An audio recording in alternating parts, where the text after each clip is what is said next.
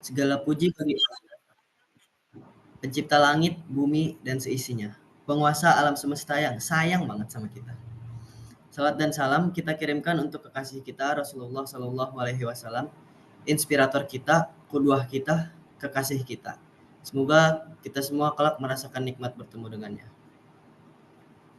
Alhamdulillah, kita bisa berkumpul di webinar ini, sharing session tips kuliah di luar negeri yang diselenggarakan oleh Hikari Community. Jadi acara ini bertujuan untuk memberikan wawasan dan inspirasi buat teman-teman yang cita-citanya itu mau lanjut studi ke luar negeri. Jadi hari ini kita akan mendengarkan pengalaman langsung dari 3 kakak-kakak kita yang sedang menempuh pendidikan di luar negeri. Sebelum kita mulai, kita dengerin sambutan singkat dari Bu Hifizah Nur sebagai founder Hikari. Silakan, Ibu. Ya, makasih Kak Torik. Bismillahirrahmanirrahim. Assalamualaikum warahmatullahi wabarakatuh. Terima kasih nih untuk semua yang sudah hadir di sini, ya. Terutama mungkin MC Kebanggaan Ciputat Timur nih, Kak Torik. Kemudian kakak-kakak mahasiswa Indonesia yang ada di luar negeri yang sedang belajar. Terima kasih sudah bersedia untuk sharing pengalamannya di sini. Komunitas Hikari ini kan sebenarnya komunitas kita aktifnya di dunia parenting ya sebenarnya.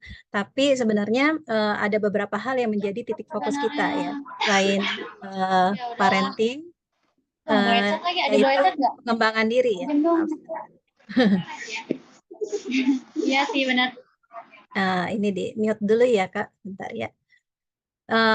Kemudian juga kami banyak mengundang berbagai pembicara ya dari luar, dan alhamdulillah selama ini juga cukup banyak diminati ya tema-temanya ya, terutama tema tentang kesehatan dan juga tema tentang pendidikan ini gitu. Dan pendidikan ini juga nanti akan dilanjutkan nih di bulan berikutnya ya, di bulan Maret saat Ramadan ya, insya Allah kita akan mengundang pembicara yang memang udah expert banget ya dengan sistem pendidikan di Jepang ya, bagaimana supaya kita bisa masuk ke Universitas di Jepang ya. Nanti beliau akan memaparkan dari A sampai Z, dari jalur mandiri sampai juga jalur beasiswa untuk bisa kuliah di Jepang. Lalu di bulan Aprilnya dengan pembicara yang sama, beliau juga akan memaparkan tentang bagaimana persiapan bekerja di Jepang gitu ya.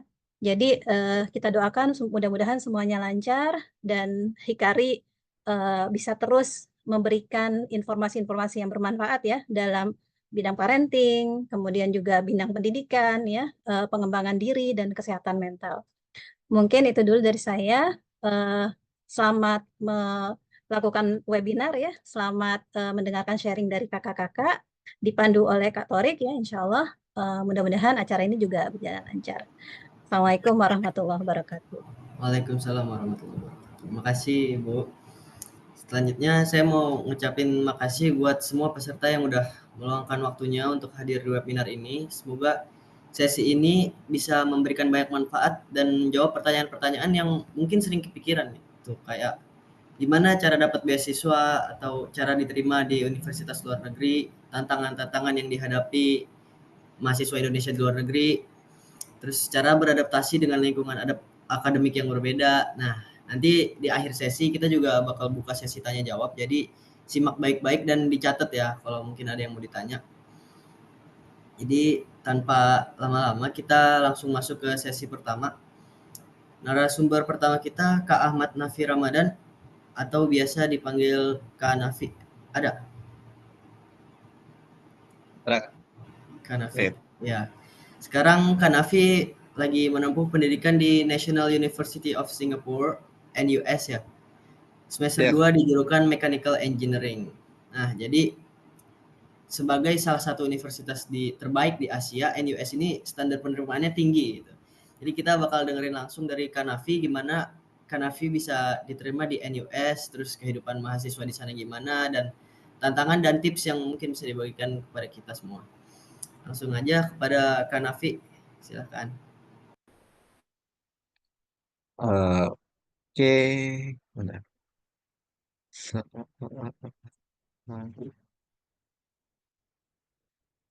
Mari kita present.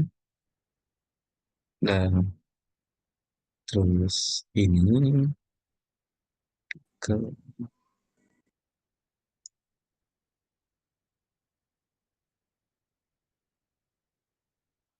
hmm, kan ini enggak. eh ini dia. Nah, sebelumnya Assalamualaikum warahmatullahi wabarakatuh. Waalaikumsalam Perkenalkan nama warahmatullahi nama saya Muhammad Nafi Ramadan, biasa dipanggil Nafi. Seperti yang tadi Kak Torik bilang, aku masih semester 2 di NUS. Nah, terus jurusannya sekarang lagi Mechanical Engineering atau enggak kalau di Indonesia biasanya teknik mesin kekohalannya. Nah, jadi mungkin di sini sedikit sharing aja tentang kayak gimana aku bisa ngambil keputusan juga kuliah di NUS sama juga beberapa kayak gimana sih di NUS itu kehidupannya. Terutama kayak secara dari perspektifku tuh gimana. Nah, terus lanjut. Wait, berarti bentar. Hmm, Animasi. Bentar. Kalau gitu,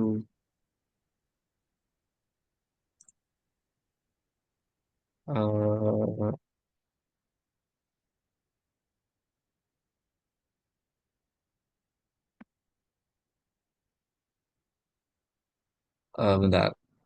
Nah, dah, ini aja.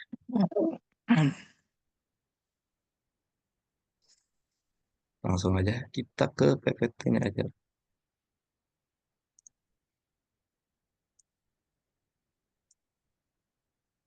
Nah, jadi eh background-nya dulu kayak, jadi aku tuh dulu pas kecil kebetulan aku kan tinggalnya tuh di Jakarta Timur ya.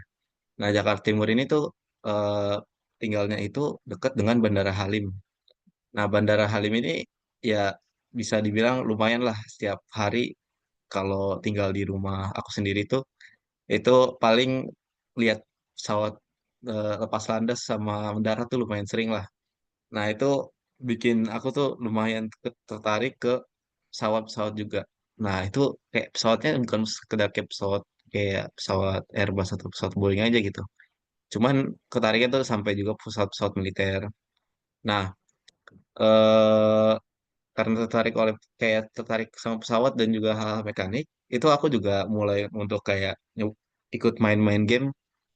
Kalau misal tahu itu namanya game Kerbal Space Program. Jadi itu singkatnya game yang dimana kita tuh seolah-olah tuh kita jadi kayak bisa dibilang jadi NASA gitu. Jadi kita bisa bikin roket, terus eh, terbangin ke luar angkasa dan sebagainya. Nah, itu tuh bikin backgroundku tuh lumayan tertarik tuh di kayak pesawat dan juga roket-roket gitu. Nah,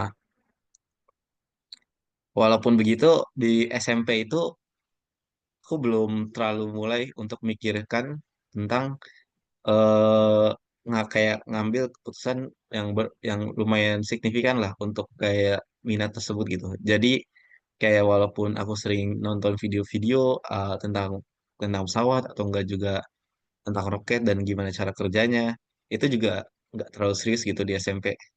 Nah, pas masuk SMA nih udah kayak ada realisasi gini kayak, aduh udah SMA nih, gimana nih ntar kalau kuliah kan juga harus udah nentuin nentuin apa nentuin kita antar kerjanya di mana nih. Jadi pas masuk SMA tuh udah uh, agak target lah untuk gimana caranya kalau di Indonesia kan terutama yang teknologinya paling bagus itu kan bisa dibilang kampusnya itu ITB. Jadi kayak pas awal SMA udah ayo kita gimana caranya nih biar bisa masuk ITB kayak eh bagusin nilai kah atau apa. Nah, jadi awal masuk SMA itu emang kayak pengen masuk ITB. Cuman masih bingung juga gitu caranya tuh gimana gitu. Nah, terus kebetulan juga nih di awal SMA ini ada pemikiran gitu, kayak kan kalau kita masuk UNIF kan udah dijelasin nih sama kakak kelas nih, oh kalau masuk UNIF nih bisa lewat SNBT, bisa juga lewat SNBP prestasi. Nah kalau prestasi itu sebenarnya bukan nilai rapor doang, bisa juga prestasi-prestasi yang lain.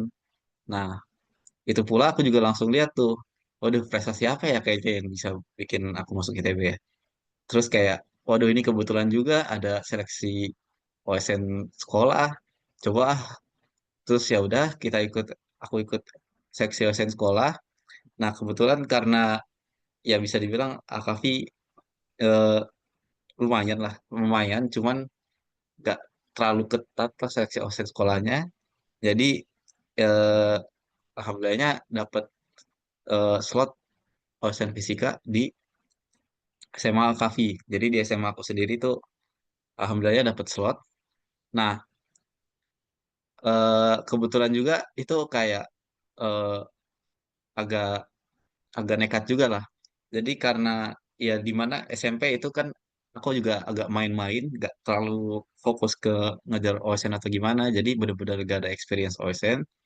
Nah itu juga eh, agak dalam kayak setahun itu agak harus ngejar banyak materi yang dimana biar pas kita nyampe tingkat nasional tuh mampu gitu bersaing sama orang-orang lain gitu yang emang antara dari SMP udah OSN atau juga yang emang sama kayak kita ya dimana emang berjuangnya dari nol atau enggak berjuangnya dari tahun lalu gitu. Nah itu juga selama perjalanan OSN-nya itu juga aku tuh juga eh, nyoba-nyoba lomba-lomba kampus gitu. Jadi kayak waktu awal-awal tuh ada lomba kampus UGM namanya Topkop. Nah, lomba kampus UGM ini itu lomba kampus pertama aku itu kayak baru baru sebulan gitu belajar fisika terus kayak nyoba yuk lomba kampus. Nah, itu nyoba lomba kampus itu sedikit kayak agak ada pelajaran lah. Karena pas lomba kampus UGM tersebut eh ketika aku udah kayak berhasil kan aku berhasil kayak lolos penyisihan. Nah, penyisihan itu eh pilihan ganda gitu. Jadi kayak alhamdulillah ya kayak lolos gitu. Mungkin karena eh, apa beberapa beberapa bisa dijawab benar, terus juga beberapa yang ngasal juga jawabnya benar. Jadi alhamdulillahnya lolos. Nah, pas semifinal ini tuh ada eh, ada ada pertanyaannya tuh udah mulai esai kan. Nah, pertanyaan esai ini eh, saat pertanyaan esai di lomba UGM ini kebetulan itu soal SMP dan soal SMA itu Apaan? ditaruh Apaan di Git? satu folder yang barengan gitu. Jadi karena ditaruh di satu folder yang barengan, aku malah ngerjainnya soal SMP. Nah, ternyata soal SMP pun aku nggak bisa. Jadi kayak wah kan kayak 1 bulan belajar fisika pun nggak bikin aku bisa kayak ngerjain fisika bagus gitu. Soalnya waktu ngerjain soal fisika SMP aja nggak bisa, apalagi soal fisika SMA. Nah, itu tuh lumayan motivasi lah. Jadi eh, habis itu lebih lanjut lagi dalam belajarnya sama juga lebih banyak lebih banyak ngelakuin waktunya buat belajar. Nah, akhirnya itu kan lumayan ya perjuangan dari kelas 10 semester 2 ke 11 semester 1. Kebetulan juga OSN ku tuh lumayan keundur jadi alhamdulillahnya masih banyak waktu untuk bisa ngincer materi dan belajar. Nah, alhamdulillahnya sampai kelas 11 semester 1 itu eh nyampe tingkat nasional lah. Nah, juga di tahun itu juga alhamdulillahnya dapat dapat medal perunggu lah di bidang fisika. Nah, habis itu ketika udah dapet medal perunggu di konsen fisika, kebetulan juga Pusprestasi ini jadi Pusprestasi itu Pusat Prestasi Nasional. Nah, lembaga ini tuh dia ngenaungin OSN dan juga dia ngenaungin namanya Beasiswa Indonesia Maju gitu. Nah, kebetulan semua yang ikut OSN tingkat nasional itu dikasih email untuk kayak, waduh ada program persiapan S1 luar negeri nih. Kamu mau daftar gak? Terus aku pun juga baru lihat kayak eh, beberapa hari setelah pengumuman OSN gitu. Dan itu pada akhirnya ngerjain pendaftarannya itu juga lumayan mepet ke Hamin satu tutup pendaftarannya gitu. Jadi benar-benar Hamin satu tutup pendaftaran tuh aku bareng dua temanku lagi, jadi total tiga temen, tapi yang satu nggak jadi cuma dua orang doang. Nah itu bener-bener akhirnya ngerjain ngerjain apa tahap pendaftarannya kan, mulai dari berkas, mulai dari rapor, mulai dari esainya juga. Itu tuh bener-bener kayak eh, cepet-cepetan lah. Ngerjainnya sehari 2 harian full ngerjain esai sama ngerjain berkas-berkas doang. Nah itu kebetulan alhamdulillahnya kayak Hamin satu kelar, jadi alhamdulillah nyampe gitu deadline untuk pendaftarannya. Nah pada akhirnya juga masuk ke beasiswa persiapan beasiswa Indonesia Maju. Nah dari persiapan Indonesia Maju nih kita diberi insight gitu kayak, oh ini loh ada kampus luar negeri loh, kamu gak mau nyoba daftar gitu. Terus pada akhirnya ya kita punya target-target masing-masing kayak, oh ya udah aku udah mau daftar ini ya. Nah kalau buat aku sendiri itu aku jadi nargetin kayak NTU NUS, terus juga nargetin nargetin univ-univ lain gitu kayak ada Hakus juga, terus juga UBC, terus juga Carnegie Mellon, terus juga sempet nyoba daftar Stanford. Nah itu tuh pokoknya nyoba-nyoba terus dah biar kayak semoga ada gitu yang keterima. Nah untuk di sela-sela kayak persiapan persiapan buat masuk kampus luar negeri. Jadi kan karena beasiswa Indonesia Maju ini fokusku udah berubah kan. Oh, aku bukan ITB lagi nih. Fokusku emang udah luar negeri nih. Jadi fokusnya udah berubah. Nah, di sela-sela kayak kita nyiapin persiapan buat keluar negeri kampus kayak misal les IELTS, kayak kita juga les SAT. SAT itu kayak semacam tes akademik buat eh, buat kampus-kampus di Amerika ngukur kayak akademik kita tuh seberapa. Kalau tes IELTS itu kan buat ngukur seberapa bagus Inggris kita. Nah, jadi selagi kita nyiapin buat tes itu dan juga daftar univnya, itu kalau buat aku sendiri, aku sempat jadi panitia event sekolah, sama juga sempat jadi organisasi santri. Nah, itu juga dari OSN Fisika juga, alhamdulillahnya kayak kelas pelatnas dapat dapat slot tim, jadi bisa juga kayak eh, ikut juga kayak ngewakilin Indonesia gitu di kompetisi fisika-fisika lain gitu. Yang ada AFO 2023, jadi AFO itu Asia Physics Olympiad. Nah, itu yang tingkat Asia, terus juga ada yang tingkat yang dunianya, yang International Physics Olympiad. Nah, itu dua-duanya alhamdulillahnya dapat dapat dapat dapat slot lah karena ya kita kan ya anak-anak medali kan pada ngelawan satu sama lain buat dapat slot yang di tim tersebut gitu. Jadi alhamdulillahnya dapat. Nah, sel- selain IFO sama AFO 23, eh BIM itu juga ngadain berbagai acara seperti kayak gelar karya dan juga acara-acara kayak eh, summer camp kah, yang dimana summer program kah, yang dimana kayak kita tuh belajar, kalau aku di waktu itu dulu tentang data science, jadi kita belajar cara proses data dan juga belajar tentang lebih ke machine learning yang sederhana gitu. Nah, itu juga jadi pokoknya kita, kalau buat aku sendiri aku ngejagel antara ada organisasi santri, terus ada juga panitia event, terus ada juga lomba fisika lomba fisika inter, acara BIM, ada juga pendaftaran univ sama yang lain. Itu lumayan capek lah kayak, waduh eh, ini gimana nih, tidurnya gimana atau enggak kayak eh, prioritas mana, prioritas satu dan duanya gimana, itu eh, lumayan capek lah. Jadi eh, ya ini masa-masa kayak dari kelas 11 semester 2 ke kelas 12 semester satu, itu benar-benar eh, gak ada waktu istirahat gitu. Nah, jadi kayak eh, kita kayak ngikutin kegiatan BIM, les tes IELTS, dan juga kayak bikin proyek sosial. Jadi kayak proyek sosial itu semacam proyek ya, semacam KKN lah, yang dimana kita berusaha bikin kontribusi ke masyarakat dalam bidang tertentu lah. Kalau buat aku sendiri, aku bikin kontribusinya terhadap anak-anak SMK di Jawa Timur. Iya, anak-anak SMK di Jawa Timur. Dan juga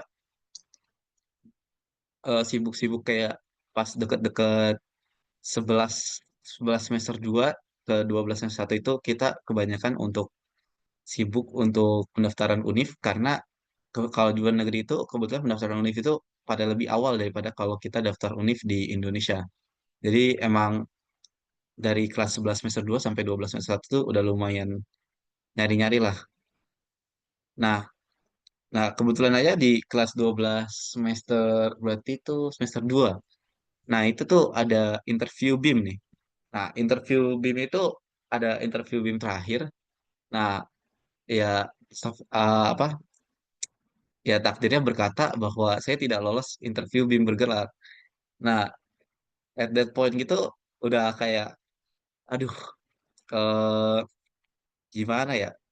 Karena eh, kebetulan setelah interview BIM itu kan nggak lolos. Nah, itu aku udah keterima beberapa kampus. Cuman kampusnya itu lumayan mahal lah.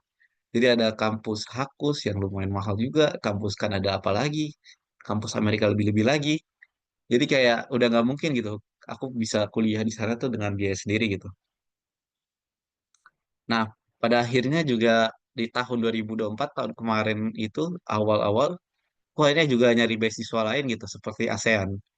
Yang dimana pada akhirnya juga ASEAN itu ya ya dirinya juga berkata tidak keterima. Nah, pada akhirnya ya dengan beberapa masih ada kayak eh, kampus yang belum ku tolak atau terima. Jadi kayak masih hanging lah di sana. Soalnya masih ragu-ragu. Itu akhirnya aku ikut SNBT dan alhamdulillahnya dapat ITB. Nah, cuman jadi kayak di sini tuh ada pilihan gitu. Ketika aku dapat surat terima dari NUS, itu aku kayak, hmm, apakah aku ke NUS dengan biaya sendiri, apa aku ke ITB aja? Nah, pada akhirnya setelah berunding dengan diri sendiri dan juga orang tua, itu aku kayak, ah ya udah, ayo kita ke NUS aja pakai biaya sendiri. Ya udah, pada akhirnya bu- bermodal kayak nekat dan juga ya Bismillah aja. Nah itu langsung aja gitu kita mutusin buat kuliah di NUS. Jadi pada akhirnya ya akhir 12 semester 2 aku udah mutusin buat ayo kita kuliah di NUS aja. Nah terus nyampe NUS itu eh, agak lumayan shocking. Jadi kayak pertama ya emang karena ya Singapura juga negara baru pertama kali tinggalin itu ya lumayan beda lah. Yang dimana kalau bisa dibilang kalau eh, di sini tuh lebih dibilang kayak kamu tuh dilihatnya tuh emang dari apa yang kamu bisa gitu. Jadi kayak nggak butuh kayak kalau kamu ke kelas dengan kayak eh ya kalau ke kelas itu oh ada orang kayak ke kelas itu cuman pakai kaos sama celana tuh juga oke gitu. Nggak usah formal-formal amat. Yang penting tuh di kelas itu kita tuh bisa aktif bisa terus juga dengerin dosen dan juga kayak aktif di kelasnya gitu kayak kita tuh emang merhatiin terus juga nanya kalau kita ada yang nggak ngerti. Jadi di sini lebih kayak ngelihat apakah kita bisa, apakah kita nggak bisa gitu. Dan juga di sini itu kayak kalau di NUS itu kan kita milih berbeda dengan Indo yang dimana kalau jadwalnya itu emang udah ada. Nah kalau di NUS ini kita milih milih apa? Milih milih kelasnya itu jadwal kelasnya itu kita sendiri gitu. Jadi dengan milih jadwal kelasnya kita sendiri itu ya bisa antara lumayan fleksibel atau enggak juga bisa lumayan berat tergantung kita sendiri gitu. Jadi kalau misal di semester ini kayak yang bisa dilihat dari jadwal di pojok kiri bawah itu tuh eh, ya ada langgeng-langgeng dikit lah. Kayak misal eh, kalau buat semester ini aku tuh total total total SKS-nya itu 28 gitu. Nah, kalau di NS itu satu satu pelajaran tuh bisa ngambil 4 SKS. Jadi totalnya ada 28 bagi 4 itu 7 7 pelajaran gitu.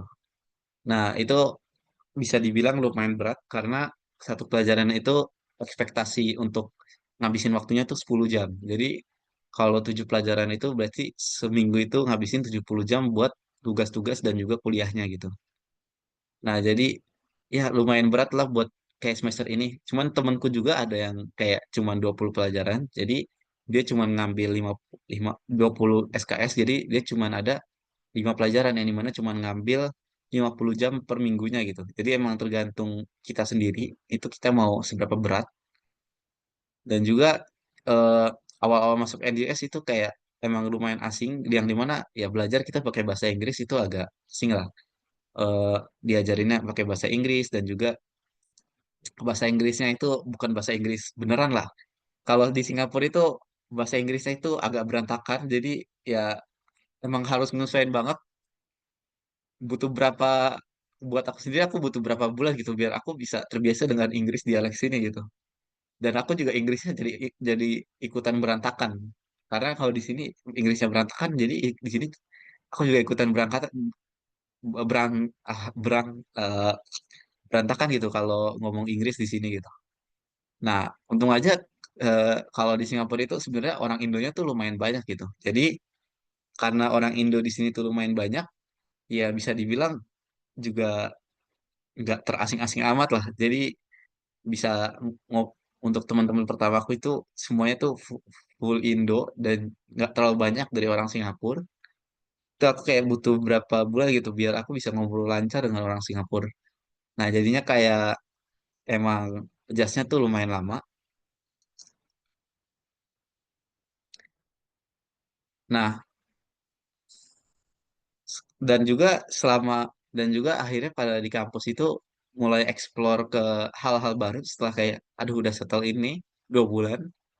Nah, pada akhirnya kita nyoba hal-hal baru gitu kayak kalau aku sendiri tuh aku nyoba untuk daftar tim internal. Nah, jadi ada namanya RoboMaster. Nah, juga jadi daftar juga kayak kita ikut UKM namanya UKM Angklung.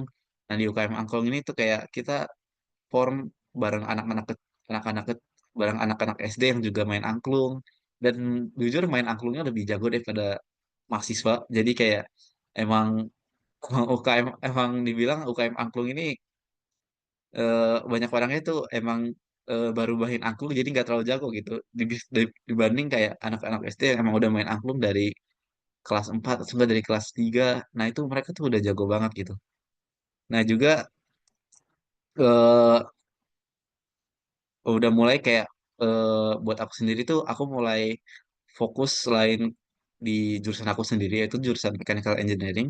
Nah, aku juga mulai fokus buat ngembangin skill setku di jurusan aku sendiri. Jadi kayak skill set desain, aku akhirnya nyoba ikut tim Romas apa tim tim Robomaster.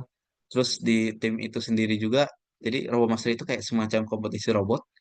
Nah, di di UKM ini nih kita tuh buat anak-anak baru ini ditugasin buat bikin robot model standar jadi kayak model yang paling basicnya itu dalam waktu 2 bulan gitu.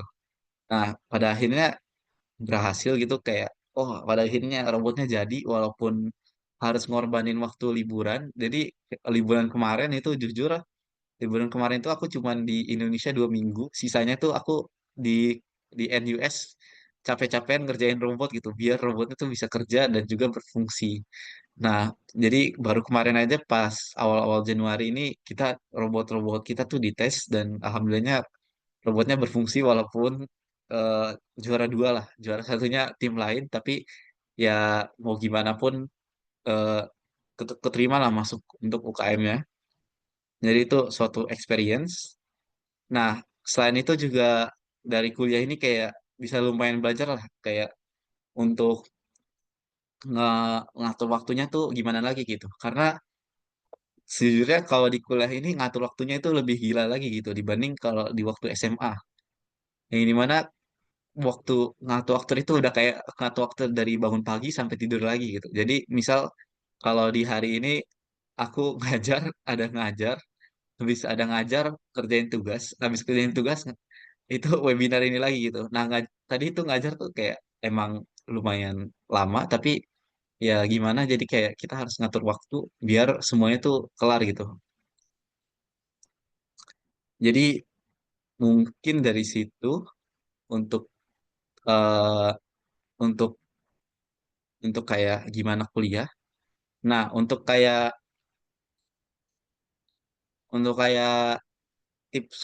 tips buat kayak masuk kuliah atau enggak, kayak gimana sih cara ngejar impian itu sebenarnya, eh, kita nggak usah kayak kayak aku sendiri tuh, eh, kalau aku kan kayak ini kan hitungannya kan di apa, mulainya tuh dari prestasi OSN fisika gitu. Cuman sebenarnya kalau kita bisa bilang bahkan NUS itu, ada temenku itu dia bukan prestasi akademik tapi dia banyak aktif di organisasi di sekolahnya. Nah, karena dia aktif di organisasi sekolahnya tuh, dia tuh bisa dapat beasiswa untuk beasiswa namanya beasiswa ASEAN di NUS gitu. Jadi sebenarnya untuk masuk kuliah luar negeri itu nggak harus dari akademik doang gitu. Bisa juga kayak aktif di organisasi, bisa juga apa, aktif di aktif di volunteering kah, atau juga eh, nilai akademik bagus juga bisa. Pokoknya cara-caranya tuh banyak. Jadi yang dimana tips kalau buat nyari kuliah di luar negeri itu, yang penting tuh kita aktif di bidang yang kita pengen gitu. Jadi kalau buat aku sendiri kan, aku emang aktifnya tuh di bidang apa, akademik fisika ya. Jadi karena aku aktif di bidang fisika itu, aku tekunin banget itu sampai bisa wakilin Indo di luar negeri gitu. Nah, jadinya kalau tips untuk eh, biar bisa kuliah luar negeri itu, eh, find your interest. Jadi kayak nyari interest kamu tuh di mana, terus berusaha tekunin gitu. Kayak kalau interestnya emang organisasi, ya udah kita emang bisa fokus organisasi aja gitu. Gimana kayak kita bisa bawa organisasi kita tuh untuk bikin impact yang bagus gitu. Dan juga misal kalau volunteering, gimana kita bisa volunteering di tempat-tempat terpencil dan juga bawa dampak buat daerah tersebut gitu. Jadi yang dilihat itu sebenarnya eh, bukan tipe prestasinya apa, tapi dampak prestasinya tuh apa. Jadi menurutku kalau makin berdampak sesuatu kerjaannya itu, baik prestasi atau volunteer atau apa, itu justru makin terlihat bagus di mata orang gitu. Ya karena ya juga yang dilihat itu kan emang dampaknya gitu, bukan tipenya. Dan juga untuk kayak nge-manage yang hal-hal lain gitu, seperti eh, les IELTS, terus juga volunteering, atau enggak eh, juga bisa ikut OSN, dan juga nilai-nilai sekolah.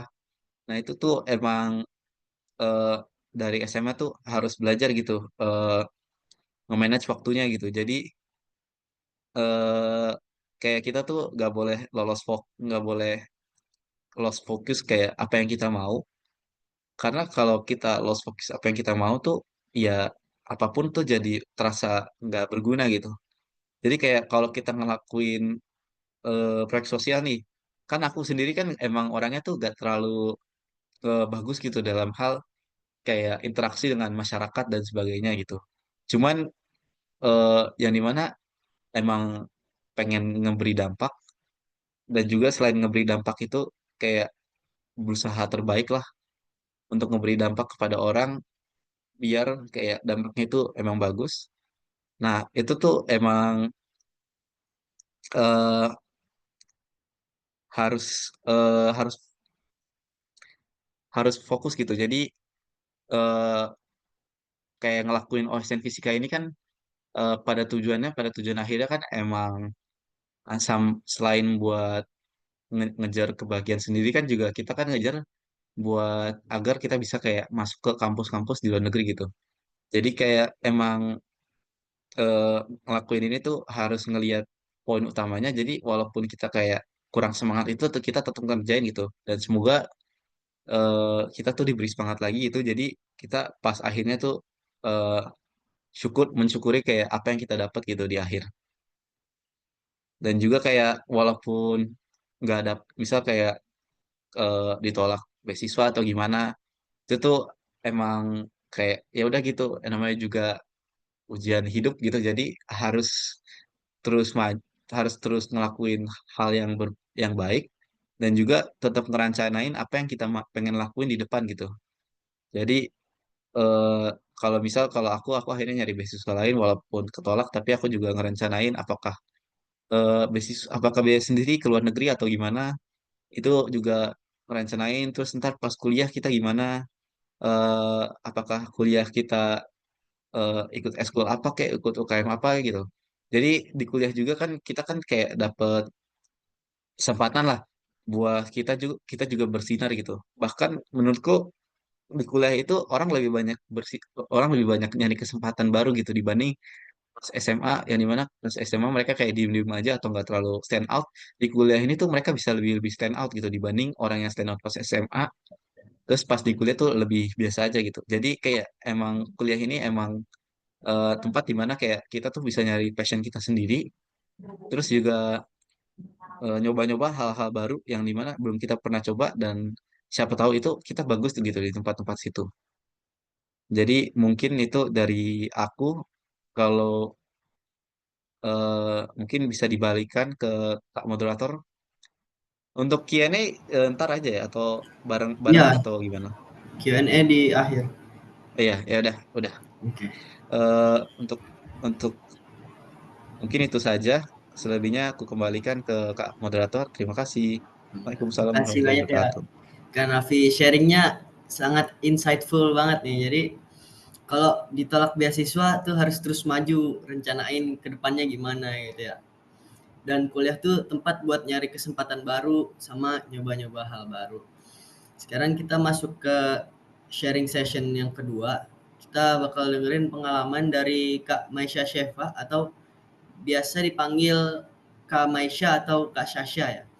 Sekarang Kak Maisha ini lagi menempuh pendidikan di University Putra Malaysia, UPM, semester 2 jurusan Human Development Science. Jadi Malaysia ini salah satu destinasi favorit mahasiswa Indonesia banget nih, karena kualitas pendidikannya bagus, terus budayanya juga nggak terlalu jauh dari kita. Nah, Kak Maisha akan berbagi pengalaman tentang sistem pendidikan di Malaysia nih. Cara daftarnya gimana, terus tips bertahan di lingkungan yang akademik, yang kompetitif tuh gimana gitu. Oke, buat Kak Maisha, silakan ya.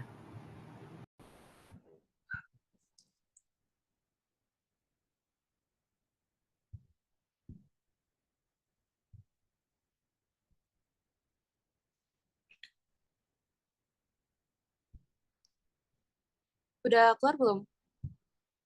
Udah, Udah.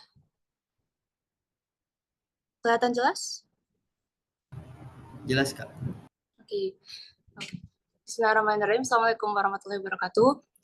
Perkenalkan, nama aku Maisha Shefa Mazaya. Orang-orang biasa manggil aku Maisha, Maya atau Sasha. Jujur malam ini aku agak deg-degan, tapi kita jalanin aja ya, go with the flow. Oke, kenalin semua, nama aku Sasha. Kebetulan sekarang I'm pursuing my undergraduate degree di University Putra Malaysia, khususnya di jurusan Human Development Science. Kalian kalau bingung Human Development Science itu kita belajar banyak, tapi lebih ke social sciences. Tapi overall main point sebenarnya kita tuh belajar tentang psikologi, community development, dan juga slightly public policy.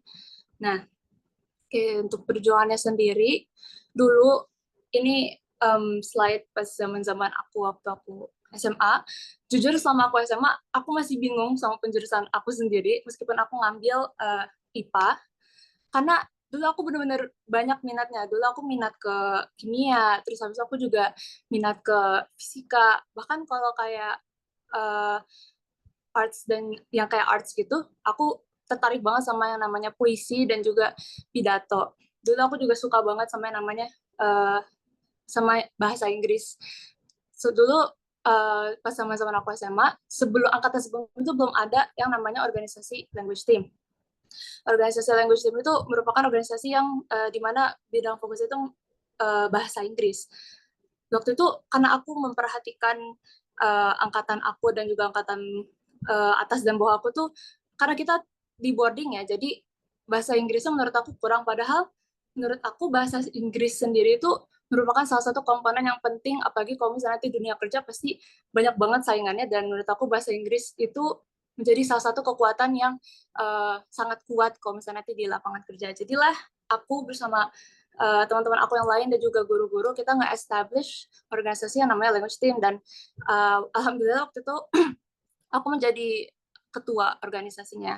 Selain Language Team, aku juga sempat jadi pengurus divisi DKM, Dewan Kemakmuran Masjid. Waktu itu aku jadi bagian yang ngurusin acaranya gitu loh, kayak waktu itu kan ada amal surat dan sholat sunnah, sholat fardu, yang kayak gitu-gitu kita ada rundown-nya setiap hari, dan pasti ada yang mandu kan, dan yang mandu itu bukan guru, tapi organisasi DKM ini. Terus aku juga sempat ikut banyak lomba, karena waktu itu aku tertarik sama yang namanya puisi dan nulis, pokoknya hal-hal yang berbau politik dan juga arts, aku ikut, tapi sayangnya yang menang sebenarnya nggak banyak juga. Waktu itu aku cuman paling yang kayak tingkat kabupaten, pidato, dan juga paling puisi juga kabupaten dan juga provinsi. Cuman ya intinya nggak banyak sih, ya gitu lah guys. Ini demi memperbagus nama di SMBP juga. Lanjut, di sini aku nyoba dan baca-baca banyak hal. Waktu SMA, aku juga suka painting, jadi kalian bisa lihat di foto kiri di atas, itu hasil karya aku, dan waktu itu kebetulan aku dapat nilai tertinggi juga, berturut-turut kelas 10 sampai kelas 11 di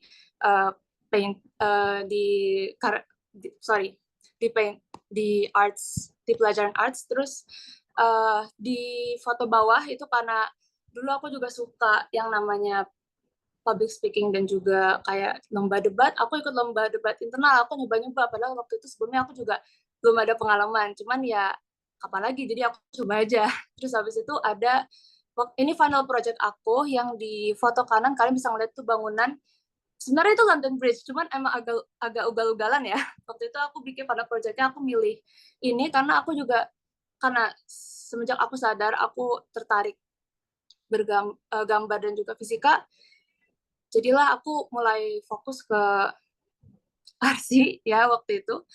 Tapi ini kita bikinnya dalam waktu semalam doang.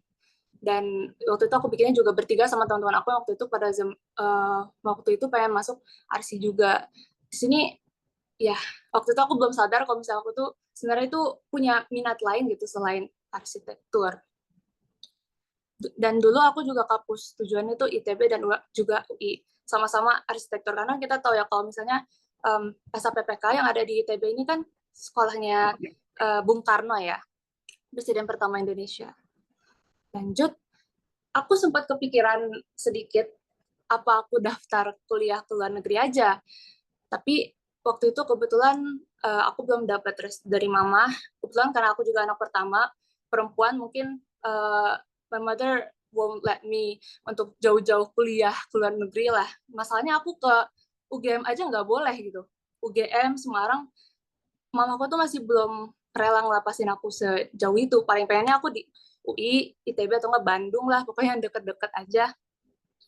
Aku juga sempat berunding-berunding sama sebenarnya ayahku juga udah masih restu, cuman mama aku aja sih waktu itu yang belum.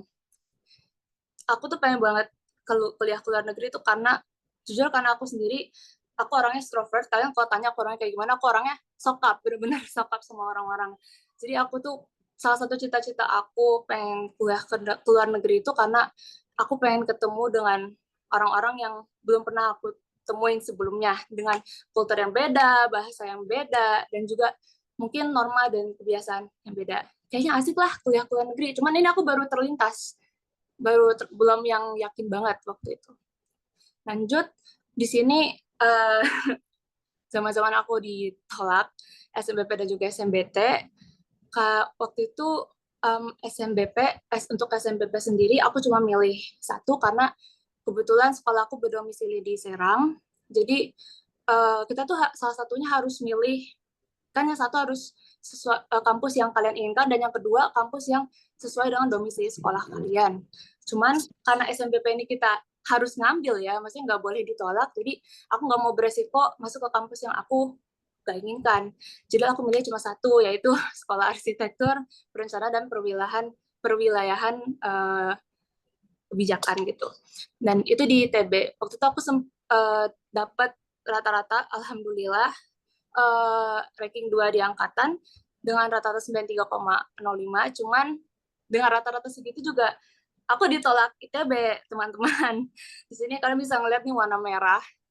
Terus lanjut, aku juga sempat sedih sih waktu itu, tapi ya kita YOLO lagi lah. Di SMPT, aku juga sebenarnya nggak yakin kalau aku bakal keterima di ITB atau UI, tapi aku tetap nyoba gitu, kayak nggak ada salahnya gitu. Aku milih SMPT itu pilih yang pertama, SAPPK ITB juga, pilih yang kedua Arsitektur UI.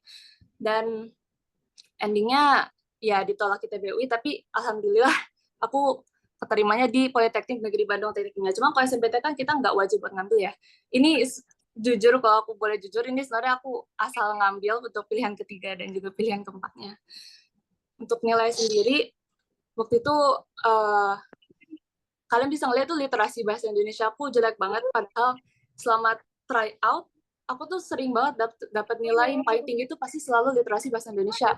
Selalu 700 atau enggak 800, tapi entah mungkin bukan rezeki aku, jadi hari hanya aku malah dapat bahkan nggak nyampe setengah dari 1.400 ya.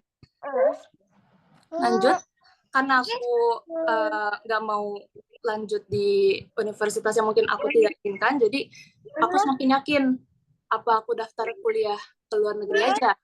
Dan aku sempat ngobrol lagi sih sama mama dan papa aku, dan pada akhirnya sampai di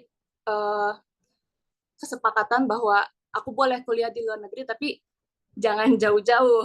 Jadilah aku milih Malaysia, dan ayahku juga setuju-setuju aja sih di sini.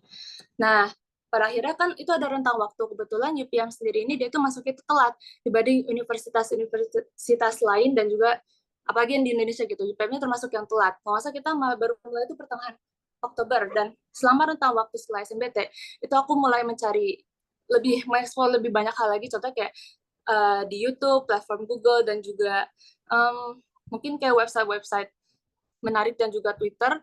Dan pada akhirnya setelah aku pikir-pikir, selama ini tuh aku sebenarnya tuh tertarik sama yang namanya psikologi dan juga organisasi NGO. Kebetulan aku ini orangnya juga cukup suka berorganisasi dan berurusan dengan orang-orang, karena seperti yang aku bilang sebelumnya, aku nih orangnya extrovert. Di sini hiperbola aja ya teman-teman, setelah mengeksplor beribu-ribu juta-juta. Dan ya pada akhirnya aku semakin yakin bahwa mungkin aku bisa lintas jurusan dari yang awalnya arsitektur tiba-tiba jadi social sciences kan. Apalagi SMA aku juga milihnya IPA. Cuman kalau misalnya menurut aku hal itu bisa kalian merasa hal itu memanggil diri kalian, atau kayak kalian merasa tertarik banget nih di sini, nggak ada salahnya dong kalau misalnya kita milih hal yang kita inginkan gitu. Nah, aku juga sempat ikut nyoba beasiswa ke Madinah dan juga Tokyo University, tapi gagal juga teman-teman. Di sini aku ke Tokyo University aku nyobanya di beasiswa Mitsui Busan. Kalau kalian tahu Jerome Pauline yang mengambil jurusan matematika murni di Waseda University, dia ngambil scholarship Mitsui Busan. Cuma waktu itu emang persaingannya benar-benar ketat sih, kayak di antara 100 atau ratusan orang itu yang dipilih masa cuma 10 apa kurang gitu. Pokoknya dia persaingannya ketat banget. Dan terus habis itu aku sempat ikut acara Festival Exchange yang diadain oleh Ruang Guru, dan jujur aku merekomendasiin acara ini banget. Kenapa? Karena dia itu nge-provide banyak banget informasi tentang kuliah di luar negeri. Waktu itu aku sempat datang dan banyak banget tenan-tenan yang ngebahas tentang contohnya kayak universitas di Jerman, di Perancis, di Singapura, Australia, pokoknya rata-rata universitas yang letaknya itu di Asia dan juga Eropa. Dan ya aku dapat informasi UPM juga sebenarnya dibantu oleh acara ini. Jadi mungkin kalau misalnya kalian pantau IG Ruang Guru ini, aku bukan sponsor ya, ini beneran pribadi aku sendiri, dan dia tuh benar-benar ngebantu acara ini. Kalian boleh banget ikut kalau misalnya kalian mau kuliah di luar negeri. Oke, sampai pada akhirnya aku sampai deh di Malaysia. Di sini ini foto-foto teman-teman aku. Jadi kebetulan UPM ini dia menerima setiap tahun anak-anak mahasiswa dari luar negeri tapi mobility. Jadi cuma sebentar doang di UPM, kita sebut sebagai mahasiswa exchange lah ya. Biasanya mereka tuh cuma setahun atau enggak 1 semester doang di sini. Nah, aku bertemu dengan banyak orang dan kebetulan di sini ada organisasi yang namanya organisasi Badis. Jadi Badis ini dia tuh yang ngurusin anak-anak mobility dan juga anak-anak yang berasal dari kampus luar. Waktu itu banyak banget acaranya. Kita sempat ke Penang, sempat ke Melaka, dan karena di sini di acara Badis ini aku ketemu dengan banyak orang, aku jadi tertarik buat masuk Badis dan tapi untuk saat ini karena aku masih semester 1, aku masih jadi member volunteernya aja, jadi belum jadi member eksklusif. Sini kalian bisa ngelihat aku bertemu dengan banyak orang, ada yang dari Cina, ada yang dari India, ada yang dari Korea, ada yang dari Jerman dan juga Prancis. Dan menurut aku orangnya hebat-hebat sih, apalagi Inggris mereka top banget lah. Oke. Nah, University Putra Malaysia ini, maaf ya, dia itu ranking kedua di Malaysia. Kalau kalian tahu QS World University Ranking, itu salah satu platform yang aku jadiin patokan untuk ranking universitas. Dia itu berada di urutan ke-20 di Asia, 148 di dunia. Dan menurut aku, dan di sini kalian bisa ngeliat kalau misalnya UPM ini dia tuh fokusnya ke agriculture, business administration, social sciences, dan juga human development. So that is why I choose UPM because they have this focus, they have the social sciences focus, gitulah.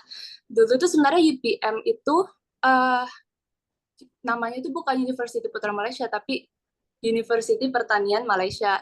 Tapi karena dia pengen widen prospek mereka, jadi mereka tuh ganti namanya jadi University Putra Malaysia. Kalau kalian datang ke UPM itu UPM itu merupakan kampus yang terluas di Malaysia. Jadi itu benar-benar luas karena dia sendiri juga punya kebun dan lahan pertaniannya sendiri. Tuh guys. Nah, ini untuk makanannya yang menurut aku ya menarik dan mirip lah sama yang ada di Indonesia. Ini kalian bisa lihat foto nomor 5. Ini namanya nasi lemak. Tapi kita tahu kan kalau misalnya di Indonesia juga ada yang mirip nasi lemak. Kalau kalian tahu nasi uduk, pasti kalian tahu lah. Di sini ada ayam, terus ada ikan teri dan juga telur ya. Ya mirip lah sama nasi uduk kan. Terus ada nomor 3, dia itu nasi kandar. Nasi kandar itu dia mirip sama nasi padang yang ada di Indo. Ya, terus habis itu nomor 4, ini makanan kesukaan aku banget. Kalian kalau ke Malaysia, kalian harus coba sih. Dia namanya panipuri, dia itu makanan khas India. Waktu itu aku pertama kali nyoba pas acara Deepavali. Nah, acara Deepavali itu acara yang, Deepavali itu dia hari perayaan orang-orang India. Dan kebetulan waktu itu panipuri itu ada di mana-mana, jadi aku sempat nyobain dan itu enak banget. Itu isinya tuh kayak kalian bisa isi ayam, kentang, dan juga ada kuahnya sendiri yang kalian bisa pilih itu. Kemudian nomor 1 dia tuh sebenarnya nama mie-nya tuh mie tarik. Dia tuh kita sebutnya mie tarik, cuman aku lupa bahasa Cina apa karena dia tuh makanan yang berasal dari Cina. Untuk harganya sendiri di sini rata-rata sekali makan 6 sampai 12 ringgit. Karena 1 ringgit itu sama dengan 3.700 ya untuk currency sekarang. Jadi 6 sampai 12 ringgit itu sekitar 22.000 sampai 44.000 aja. Cuman kalau makanan di sini tuh beneran porsinya besar banget. Jadi kayak biasanya aku kalau makan di jamak, kalau misalnya aku makan siang biasanya aku gabung sama makan malam, makan paginya aku masak di rumah gitu. Karena saking besarnya jadi aku bagi 2. Lanjut. Di sini karena Malaysia ini dia tuh multikulturalnya itu bukan kayak Indonesia, tapi dia tuh berbeda. Multikulturalnya itu dia banyak etnis yang berasal dari Cina dan juga India. Aku sempat belajar sejarah di sini, bahwa dulu itu sempat ada yang namanya perjanjian London. yaitu perjanjian dibuat oleh Belanda dan juga Inggris, yang dimana dulu tuh Belanda tuh sempat ada di Malaka, yaitu kan wilayah peninsular Malaysia ya, dan Inggris juga sempat ada di area Nusantara. Nah, si Belanda ini sebenarnya tuh pengen itu Indonesia, Nusantara, bukan Malaysia. Jadi bikinlah mereka kesepakatan Belanda, Nusantara untuk Belanda, terus Malaka untuk Malaysia. Dan pada zaman itu, zaman penjajahan Inggris, kan Malaka itu kan dia tempat pusat perdagangan yang besar ya, sampai dia tuh menarik banyak negara dari luar, apalagi Arab, India, dan juga Cina. Jadilah di sini tuh banyak banget orang-orang yang bisa berbahasa Tamil dan juga Mandarin. Karena pada zaman itu yang aku tahu, mereka tuh sebenarnya dibagi pekerjaan itu berdasarkan etnisnya. Kalau seingat aku, waktu itu orang-orang India itu mereka fokusnya ke industri perkaretan, terus kalau orang Melayu itu mereka lebih fokus ke pertanian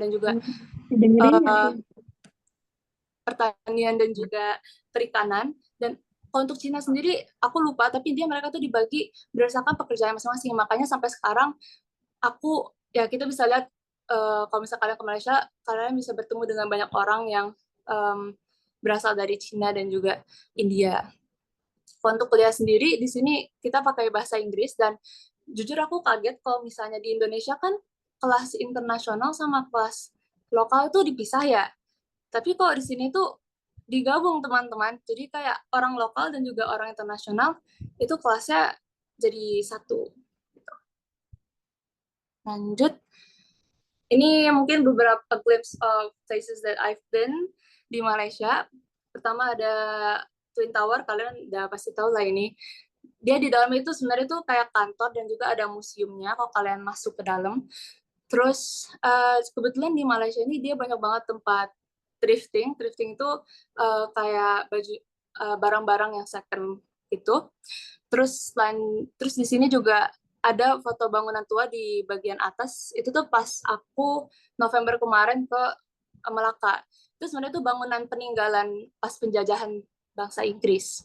Kemudian di pojok kanan dari atas sampai bawah fotonya itu dia Museum Kesenian Islam Malaysia. Jadi ya itu basically museum yang ngebahas sejarah Islam secara internasional dan juga di Malaysia sendiri. Gitu. Oh iya, dan di sini kebetulan ada Caucasian Card khusus student, dan selain Caucasian Card, di sini tuh banyak banget student discount kebetulan.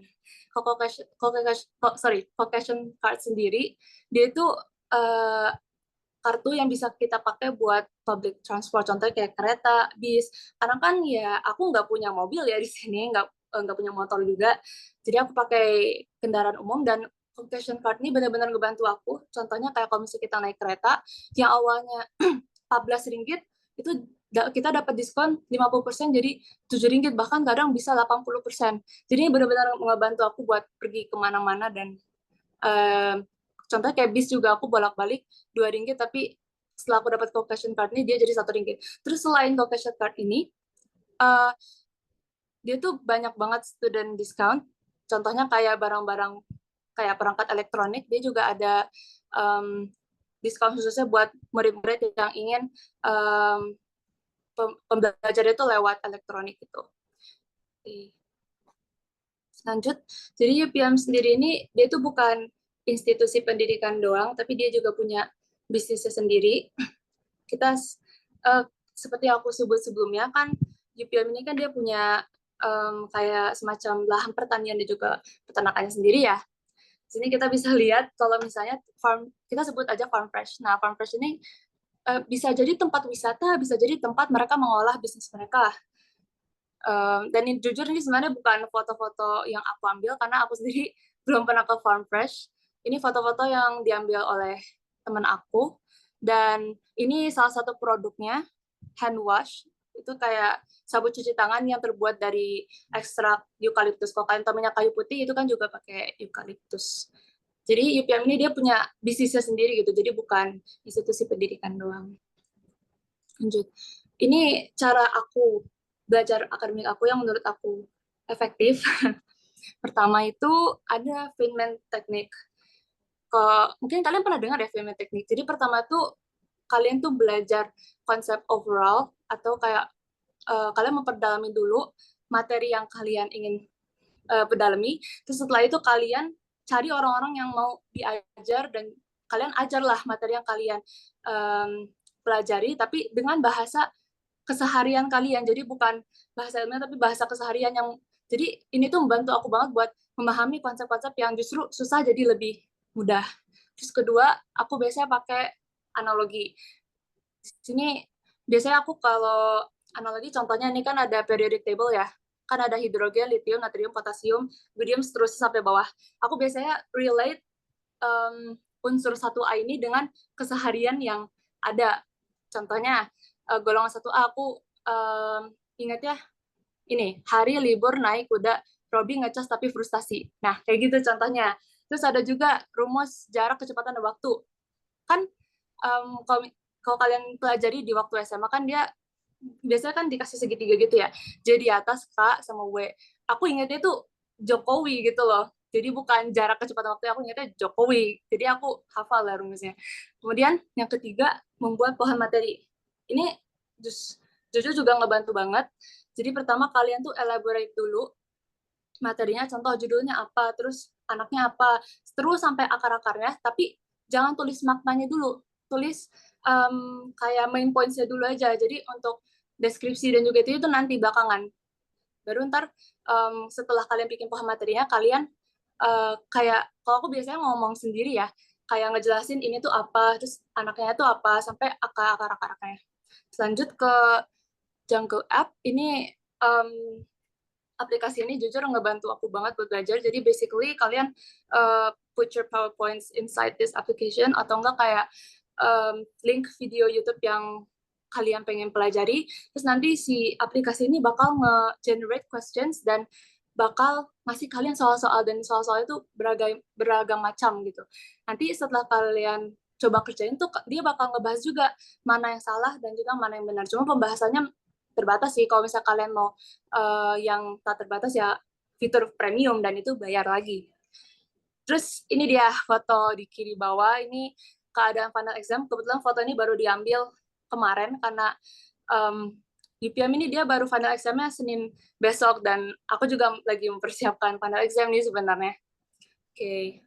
Rame ya itu kita lagi ada di perpus aja. Lanjut untuk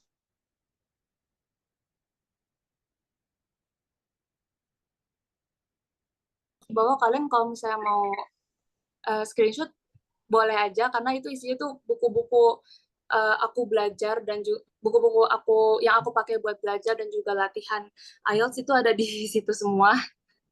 Itu mau aku share aja ke kalian, barangkali kalian juga mau belajar IELTS.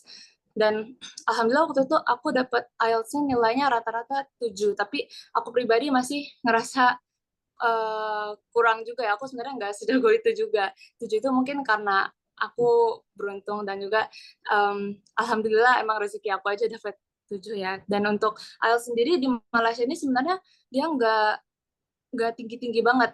Dia itu kalau nggak salah minimal kalian kalau misalnya mau diterima itu 5,5. Kalau untuk cara belajar sendiri, dulu aku karena boarding kita nggak terlalu sering pakai bahasa Inggris ya, jadi aku ikut kelas intensif, dan di situ aku benar-benar serius banget fokus buat belajar IELTS selama 3 bulan di IF. Terus karena emang dari kecil aku suka nonton film pakai subtitle bahasa Inggris, jadi aku bisa tahu banyak lah kosakata bahasa Inggris. Jadi kalau kalian lagi nonton tuh, kalian jangan, kalau nonton ya itu jangan pakai subtitle bahasa Indonesia kalau kalian mau belajar bahasa Inggris, tapi pakai subtitle bahasa Inggris. Jadi nanti kalau misalnya kalian nemu kosakata yang baru, itu kalian langsung catat gitu. Kemudian kalau speaking sendiri, aku usahain ngobrol sama orang-orang sekitar aku, kayak contoh keluarga, teman, dan juga ya mungkin orang-orang di sekitar kita, tapi pakai bahasa Inggris gitu. Terus kebetulan dulu waktu aku kecil, aku juga punya teman, dia tuh neighbor aku, dia tuh dari Australia, dan dia tuh tidak bisa ngomong bahasa Indonesia waktu itu. Jadi aku ngobrol pakai bahasa Inggris sama dia, dan ya lumayan lah jadinya ngebantu aku buat ngomong bahasa Inggris. Kemudian lanjut, speaking pakai AI, jujur aku belum nyoba, cuman kalau kata teman aku ini efektif. Jadi kalian kalau search di application store, itu nggak salah ada aplikasi khusus buat kalian belajar speaking aja. Jadi itu tuh basisnya tuh kayak nelpon basically. Jadi nanti dia bakal nge-generate questions and then you answer and then they will correct you if you're wrong or right kayak gitu. Jadi ntar kamu bakal dikoreksi juga grammarnya, terus kayak cara pronunciation. Cuman aku jujur ini aku belum nyoba. Mungkin kalian bisa coba.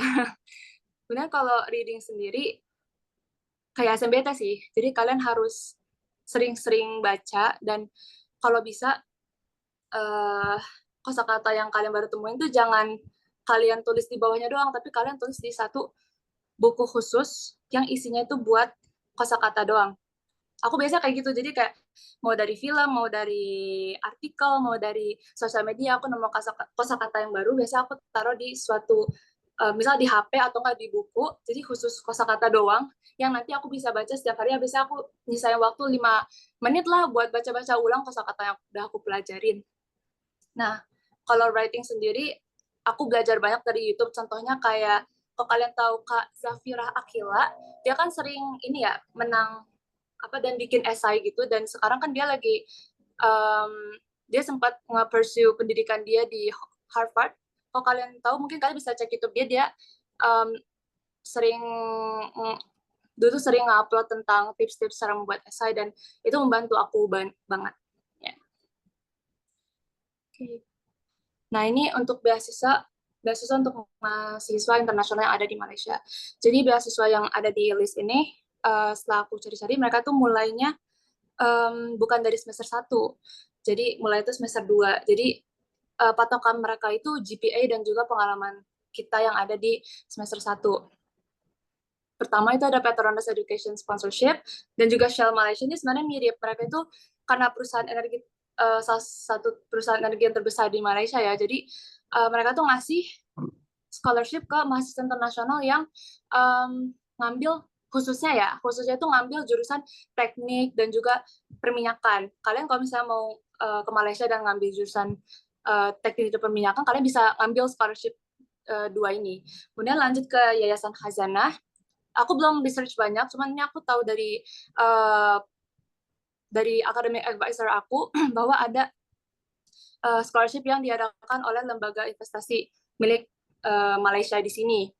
Lanjut, di sini kan bank yang paling populer kan CIMB, Maybank, dan juga RHB ya. Nah, kebetulan CIMB dan Maybank ini mereka tuh membuka scholarship juga buat mahasiswa-mahasiswa internasional yang lagi ngejalanin kuliahnya itu di Malaysia. Cuman kalau CIMB mereka tuh lebih fokus ke mahasiswa-mahasiswi yang ngambil jurusan bisnis, ekonomi, dan juga keuangan. Jadi untuk jurusan aku sendiri mungkin aku berencana buat daftar Yayasan Khazanah dan juga Asian Maybank Scholarship Program. Ya, tapi mereka juga ada syarat-syarat khususnya lah buat kalian daftar. Jadi kalau kalian penasaran, kalian bisa search aja di website mereka. Mereka nggak provide banyak. Kemudian, thank you. Mungkin itu aja sekian dari aku. Tapi ya kata-kata hari ini dari aku, jangan takut buat ngambil kesempatan karena ya we know lah kesempatan kan nggak datang 2 kali ya, daripada kalian nyesel nanti, mending kalian kerjain sekarang, mending kalian lakuin itu sekarang. Tapi kalau dulu aku kayak gini kah, harusnya dulu aku kayak begini, itu salah sih guys. Jadi intinya itu what matters the most is what you do in the present, not in the past. Gitu deh. Sekian dari aku. Mungkin aku kembalikan ke Kak Torik sebagai MC.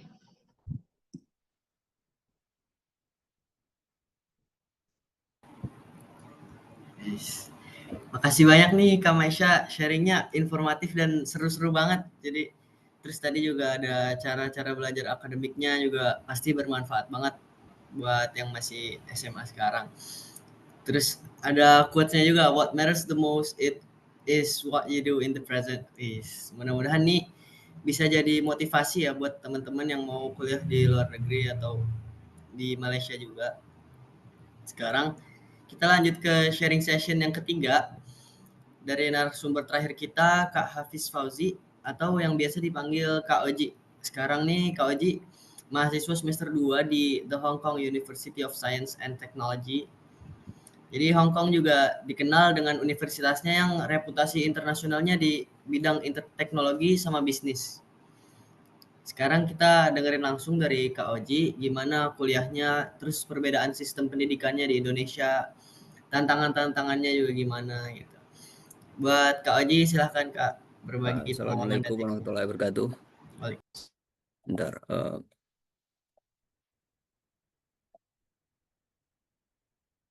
Kelihatan nggak ya? Ya, kelihatan. Oke. Wait. Nah, ya sepertinya tadi udah diperkenalkan sedikit ya. Aku Hafiz Fauzi, mahasiswa di The Hong Kong University of Science and Technology. Jadi ini perjalanan aku. Chapter 1, Struggles. Jadi ini tentang gimana keluh kesahnya aku dalam persiapan kuliah gitu. Nah, aku tuh dulu siswa yang apa ya, rencana untuk pilihan kuliahnya tuh nggak ada gitu. Isi kepalanya kosong. Eh, Teman-teman aku tuh kayak, kalian pengen lanjut kemana? UI Bu, ITB Bu, UGM. Sedangkan aku tuh kayak, mana ya? Nah, mendingan belajar buat lomba gitu kan. Nah, aku orangnya kayak gitu. Dan nilai aku biasa aja gitu. Nilainya 80-an. Dan sebenarnya itu bagus, tapi nggak terlalu menonjol buat di sekolah aku. Bahkan saking biasanya itu, di sekolahku kan ada apa ya, SNBP itu 40 orang yang eligible kan. Tahu nggak aku peringkat berapa? 41. 41. 41 pengen lanjut kuliah kemana? Dalam kondisi kayak gitu, tiba-tiba ada sosialisasi beasiswa Indonesia Maju. Ini sebenarnya sama kayak tadi kan Navi, beasiswa Indonesia Maju. Ini beasiswa yang ngasih biaya persiapan kuliah gitu. Kita tes IELTS, tes SAT, college counseling, biaya les IELTS, SAT. Terus kita juga dikasih kesempatan buat beasiswa full di luar negeri gitu. Dan itu gratis. Akhirnya aku, oke gas, aku daftar aja kan. Nah, habis itu aku ikut rangkaian proses seleksinya. Kita disuruh nulis apa namanya, disuruh persiapan tes bahasa Inggris, apa namanya, tulis esai, siapin berkas. Alhamdulillah setelah itu lolos lah, setelah wawancara dan lain-lain lolos juga. Dan setelah masuk ke dalam program beasiswanya, masih banyak lagi kegiatan yang harus aku jalanin. Ini nggak ada yang ketutupan kan ya? Aman kan? Oke. Jadi kita disuruh apa, persiapan IELTS, SAT, siapin berkas, seleksi wawancara, siapin CV, recommendation letter, pokoknya banyak banget dan sibuk banget tiap hari. Tapi ya alhamdulillah aku bisa melewati itu semua dengan baik. Nah, akhirnya aku mulai bermimpi untuk kuliah di Kyoto University di Jepang itu. Dan ya seperti yang bisa kalian lihat di slide ini, aku ditolak dengan sangat tidak dramatis. Esaiku jelek banget waktu itu. Eh, jadi kita disuruh ngejawab pertanyaan, apa namanya, disuruh bikin esai berdasarkan pertanyaan, dan jawaban aku yang jelek banget gitu, bukan pertanyaan yang aneh. Esai aku jelek banget. Nah, mulai dari situ aku mulai belajar lagi untuk menulis esai yang baik, untuk mempersiapkan apa namanya, nulis esai yang baik gitu. Akhirnya aku diterima di The Hong Kong University of Science and Technology. Itu yang paling pertama ngasih LOA, Letter of Acceptance. Aku juga alhamdulillah diterima di Monash, Monash University di Australia, sama di U of T, University of Toronto. Setelah berbagai pertimbangan yang matang dan apa namanya, kebijakan dari BIM, akhirnya aku lanjut ke HKUST. Oke, chapter 2 aku cerita tentang The Hong Kong University of Science and Technology. Ini menurut aku HAKUS itu kalau dari sudut pandang orang Indonesia ini sangat underrated banget. Kita tanya orang random di jalanan, tahu HAKUS nggak? Mereka ya emang mereka kenal gitu. Mending mereka paling jawabnya kayak Oxford, MIT gitu mungkin yang mereka kenal.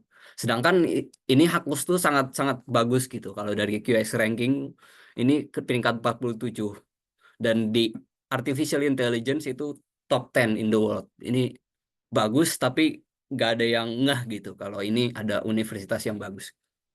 Lokasinya juga di paling ujung di Hong Kong. Jadi nanti aku kasih lihat mapnya.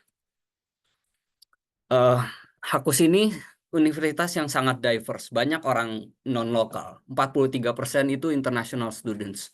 Kayak di foto ini ada paling kiri ada orang Arab apa namanya UAE. Terus tengah kalau nggak salah Ethiopia. Ini yang kanan ini orang Aceh nih, orang Indo. Dan kelasnya banyak yang full bahasa Inggris. Kelas-kelas yang paling penting tuh banyakkan bahasa Inggris. Ini masuk dinobatkan sebagai peringkat 9 most international universities in the world. Fasilitasnya banyak banget. Ini ada lapangan bola, ada apa namanya gedung apa sih lecture hall, ada kolam renang, ada ruang dojo, ada gym, ada lapangan basket, ada perpus. Ini gede banget. Ini fotonya terlalu cuma sebagian doang. Sebenarnya jauh lebih besar dari yang kalian bayangkan. Dan ini semua gratis ya teman-teman. Kalau kalian sudah terdaftar sebagai siswanya dan punya student card, ini semua gratis. Tinggal booking aja. Pengen datang jadwal jam segini. Full gratis. Nah, selanjutnya chapter 3, The Life in Hong Kong. Hong Kong ini seperti yang kalian bisa lihat, ini kota yang sangat besar sekali kota-kotanya. Banyak skyscrapers, gedung pencakar langit. Ini kan, kalian kemana-mana di Hong Kong pasti ngeliat gedung tinggi. Terus transportasi umum ini MTR, ini salah nulis harusnya MTR atau apa kereta lah, kayak KRL lah. Terus ada bis, ada tram, ada taksi, macam-macam. Tapi di sini nggak ada ojek online, jadi kalian harus rajin jalan. Sedih banget nggak ada ojek. Aku kangen ojek. Terus language barrier-nya menurut aku medium, nggak susah-susah banget, tapi nggak terlalu gampang juga. Jadi kalau nggak salah aku baca 50% orang sini tuh bisa bahasa Inggris. Berarti 50%-nya nggak bisa bahasa Inggris dong. Nah, bahkan dari 50% itu mereka logatnya masih kuat banget gitu.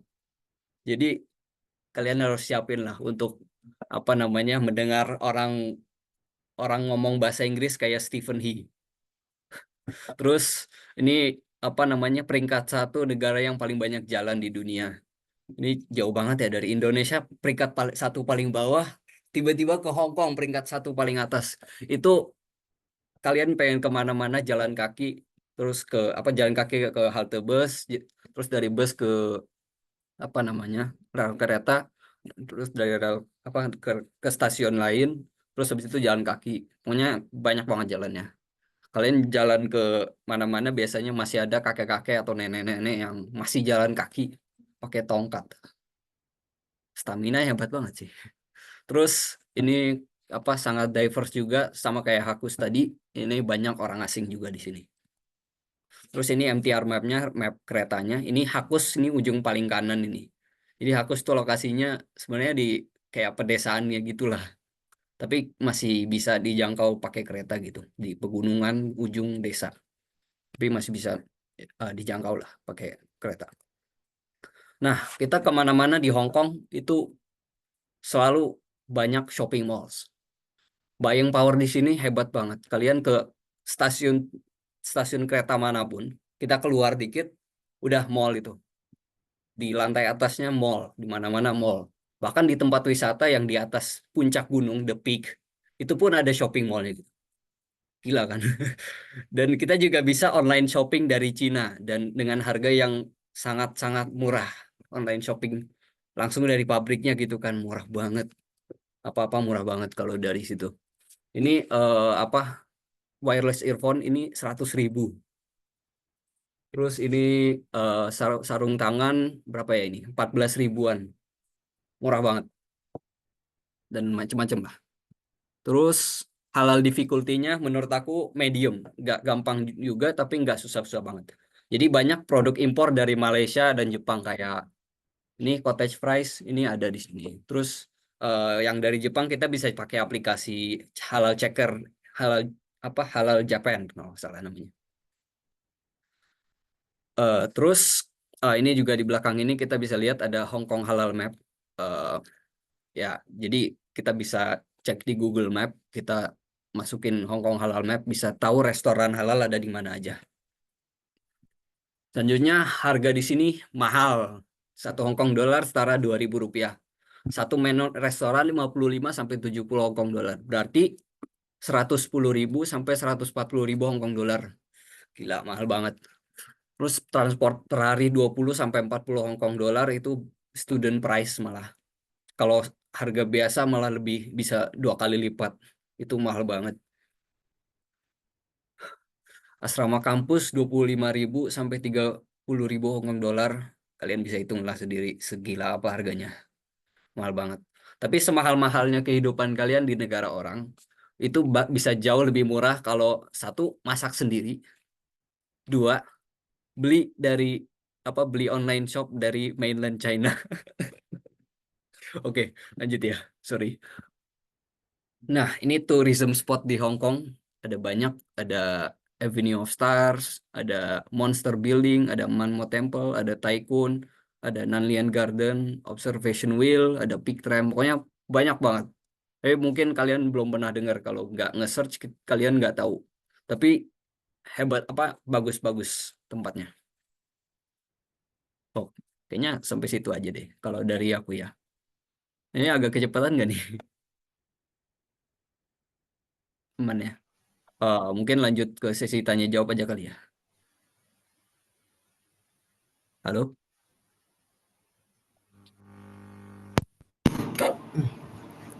Alhamdulillah Kak Oji mantep banget, bener-bener ke bawah suasana kuliah di Hong Kong nih. Dari awal sampai akhir, wih seru banget kayak lagi kuliah juga. Makasih banyak nih sharingnya, super asik banget Kak Oji. Sekarang kita masuk ke sesi tanya jawab ya. Teman-teman yang mau nanya bisa tulis atau langsung raise hand.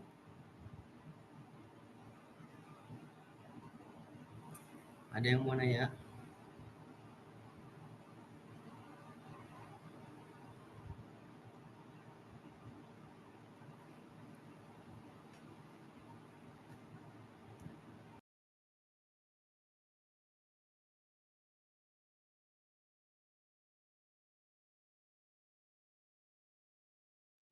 Waduh, siapa yang jawab nih? Oji, Nafi, Oji, Oji lah. kamu ahlinya di sini, Nafi. Oji. Kamu Kak, suku dalam bidang ini, Nafi. Silakan jawab. kau juga ikut di tahun yang sama dengan aku, woi. Woi, aku kalah, woi. Sama aja kan tapi. Kamu yang menang. Ya udah, ya udah. Silakan. Mau minta tips belajar OSN dengan konsisten, Kak. Jadi kalau belajar OSN, kalau buat aku sendiri, aku konsistennya itu mau mau apa saran konsisten itu seberapa? Apa saran gimana cara terhindar dari distraksi? Kalau terhindar dari distraksi itu pertama gaya belajar kamu tuh gimana? Jadi kalau buat aku sendiri, aku lumayan peculiar ya. Jadi kalau aku belajar itu dulu pas aku belajar OSN fisika itu, aku sukanya tuh di keramaian orang gitu. Jadi teman-teman aku pada ngobrol, aku buka buku fisika ngerjain soal sendiri gitu. Tapi justru itu aku jadi bisa gitu. Giliran aku di tempat sepi, aku nggak bisa sama sekali. Sampai sekarang itu masih gak tahu kenapa masih nyangkut. Jadi kayak aku kalau kuliah itu bisa di apa kalau belajar pelajaran itu bisa dibilang sukanya nongkrong di kamar orang, gak suka kalau nongkrongnya itu di perpustakaan gitu. Justru kalau di perpustakaan itu menurut aku tuh aku gak bisa belajar sama sekali gitu. Jadi nentuin gaya belajar sendiri biar terus itu kan biar jadi nyaman kan belajarnya.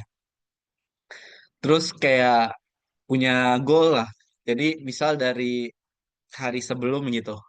Jadi misal di hari ini, aku mau ngerjain soal A, soal B, soal C. Nah, minggu depan aku mau ngerjain soal D, soal E, soal F. Nah, kalau belum bisa, aku akan nge, aku akan nanya guru ini. Nah, jadi pokoknya kita punya goal gitu. Kita tuh pengen nyampe materi apa, terus soalnya tuh udah kelar berapa gitu. Misal kalau goalnya itu latihan soal. Terus kalau goalnya belajar materi, aku pengen belajar materi sampai mana nih di minggu ini. Nah, itu goalnya itu kalau aku sih biasanya sih nggak per hari, tapi per minggu aja.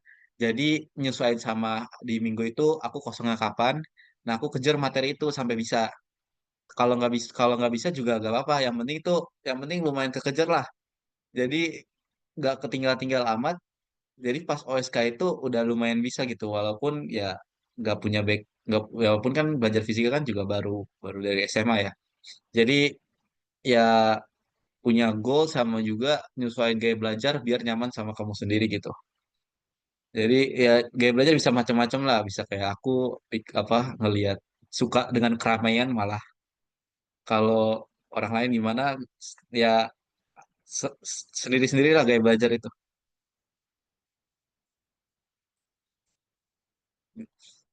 Ya mungkin kalau ada Ya, pertanyaan lain, ada lagi nggak yang mau nanya? suka dikirimin bekal makanan kering ya dari Indo. Waduh, rendang. Kalau aku rendang payek. Hmm. Pokoknya semua dari Indo dibawa ke sini. Lumayan. Kalau Oji gimana dibawa dari Indo Oh, apa aja? biasanya ini beli ayam, apa namanya, ayam utuh, habis itu kasih tepung, masak ayam crispy, itu paling sering. Tapi akhir-akhir ini aku pengen coba masak ini sih, apa, masakan, apa namanya, eh, apa sih namanya, eh nasi, nasi apa ya namanya? Nasi uduk, nasi kuning, nasi Kan, lemak. apa sih, rice cooker, apa, rice cooker recipe aku pengen coba sih. Tapi Oh, ngerti ngerti. jauh ini aku paling masaknya ayam crispy. Terus aku juga sempat nyoba masak apa, butter chicken, walaupun masih belum bagus-bagus amat. Jadi ya, Maisha, Maisha, apakah Maisha Masya, masak? masak apa Masya? Kenapa tuh? Kenapa tuh? Masak apa? Masak apa? Masak, masak apa ya? Aku mah masak yang basic-basic aja sih, jujur. Pagi-pagi paling telur, nugget, sosis, udah sampai bosen cuma. Nggak apa, sama-sama sama. Iya kan? Malamnya paling Sama-sama. beli bekal terus nanti di save buat besok pagi. Iya, Udah itu tuh bener kayak gitu. kalau aku capek banget aku kayak gitu sih. Jujur. Beli roti paling paling Pagi Asli roti, gitu. roti, telur ceplok, besok telur dadar, besok telur ini, telur itu. Terus sekali masak banyak, terus kita simpen di Tupperware, taruh kulkas gitu kan. Iya, iya, iya. Bener kan? Bener banget. Asli. Jadi kita gak usah sering-sering masak gitu. Jadi tinggal simpen banyak, besoknya tinggal panasin. tips belajar bahasa Inggris Kak. Yang dimulai dari Oji lah. Ini kan di sini semuanya Elsa lumayan lah. Bahasa Inggris, Kak. Tadi dari Kak Sasha tuh ada tipsnya, tips IELTS. Ya, tips. Kak Maisha. Apa tuh? Tips IELTS. Paling kalau speaking sering ngomong bahasa Inggris sama orang-orang sekitar. Kalian harus pede ya, intinya kunci speaking ya pede sih. Writing sering-sering latihan dan juga mungkin bisa kalian koreksi kan sekarang kan AI udah banyak ya. Terus kalau reading sendiri kayak SMBT banyakin baca dan kosakata juga jangan lupa. Itu sih kayak yang tadi udah aku bahas paling. Listening insya Allah bisa lah kalian. Gak sesusah itu kalau listening biasanya. Mau tambahin, kalau aku biasanya dengerin podcast itu paling sering. Boleh, boleh, Kalau boleh. Nafi gimana, Nafi? Kalau aku sendiri, aku tuh dulu suka nonton konten orang luar. Jadi orang luar pakai bahasa Inggris itu yang kebanyakan di feed aku sendiri.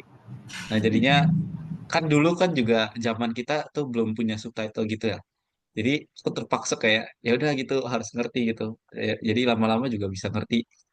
Tapi itu justru struggle-nya itu di speaking. Jadi kalau di speaking itu aku lumayan struggle. Jadi kalau di speaking itu ya sebenarnya paling benar itu latihan sih. Di mana-mana ya paling latihan. Jadi apa eh kayak ya kalau misal di sekolah sendiri tuh ya latihannya sama teman sendiri lah. Kayak ajak temanmu yang kayak bisa jago bahasa Inggris gitu, suruh main game aja sama mereka gitu. Atau enggak ya sebenarnya ajak orang aja main game terus tapi pakai bahasa Inggris gitu. Ntar juga bisa lama-lama tuh bisa gitu. Intinya kalau speaking practical skills ya, kayak sering-sering Iya. dilakuin, dilatih. Sih. Mau nanya Kak, sejauh apa bedanya lingkungan belajar di sana dibanding yang biasanya di Indonesia? Kalian deh, Eh ya aku nggak ini jauh sih. ini per negara ya. Kalau per negara kalau Singapura itu eh, lebih bisa dibilang lebih sendiri-sendiri lah. Lebih sendiri-sendiri, benar-benar lebih sendiri-sendiri. Kamu belajar tuh ya udah kamu belajar sendiri gitu. Jadi itu urusan kayak lebih ke urusan pribadi. Kayak kamu gak belajar ya udah gitu orang kayak nggak khawatir sama sekali ke kamu. Jadi itu Individualistis ya.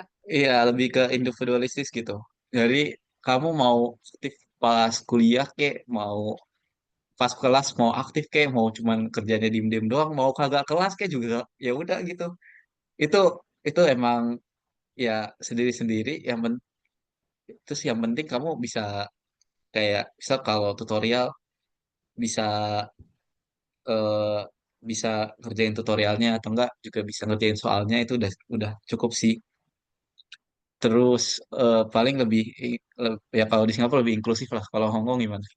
Kalau Hong Kong aku lihat mereka individualis juga sih. Jadi apa namanya kita ke perpustakaan itu banyak banget meja buat belajar. Itu mereka belajar sendiri nggak kedengeran apa-apa.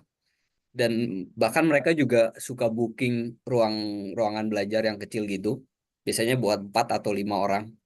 Tapi yang masuk sendiri.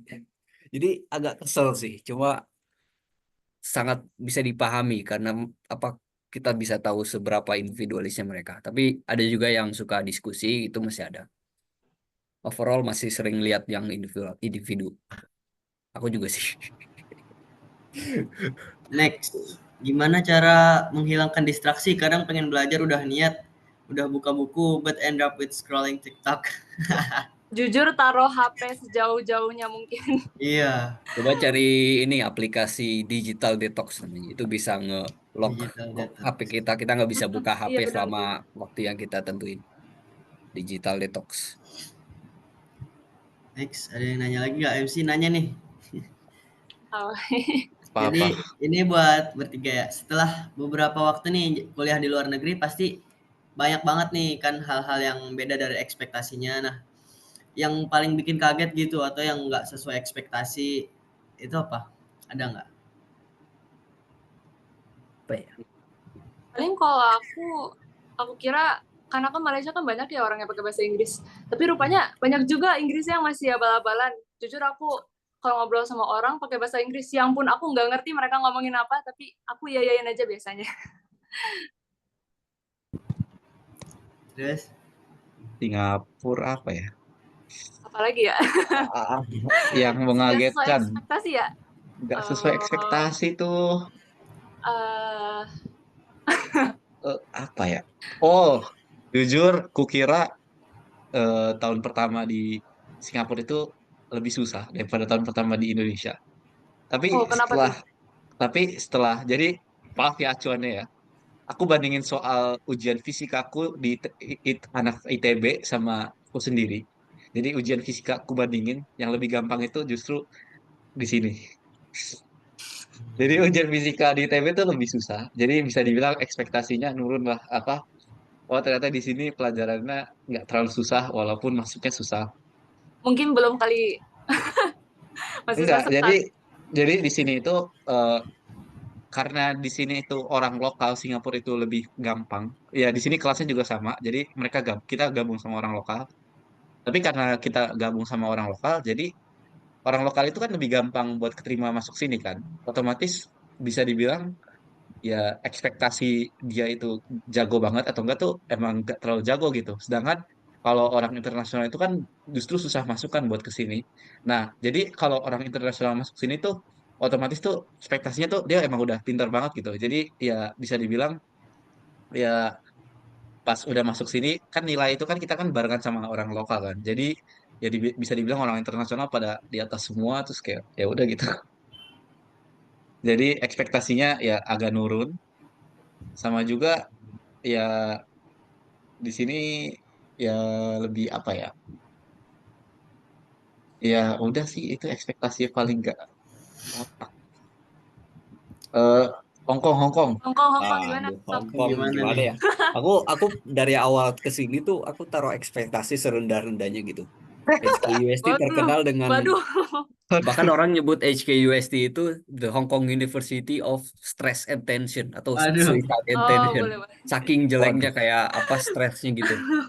Tapi waduh. aku kesini kayaknya nggak segila itu ya. Kayak em, memang sih orang sini pinter banget kalau persaingan akademik gila sih. Tapi masih bisa kayak kalian ikut kegiatan apa klub, kegiatan macam-macam organisasi, bahkan tidur nyenyak masih bisa gitu. Tapi itu bisa jadi karena aku ngambil course-nya yang ngasih nilainya baik kali ya. Wah, Kayaknya semester Oh, ini harus oh gitu. bakal jadi babak babak yang sebenarnya babak apa mungkin medan kalau pertempuran. negara Asia tuh, kalau Hong Kong, Singapura itu mungkin ini apa? eh, Mungkin dalam sisi sosial itu gini. Jadi kalau di negara yang kayak kebuka gitu, kayak Singapura atau itu, dia tuh kayak kita tuh kalau mau ngobrol sama orang tuh, singkatnya kita yang mancing.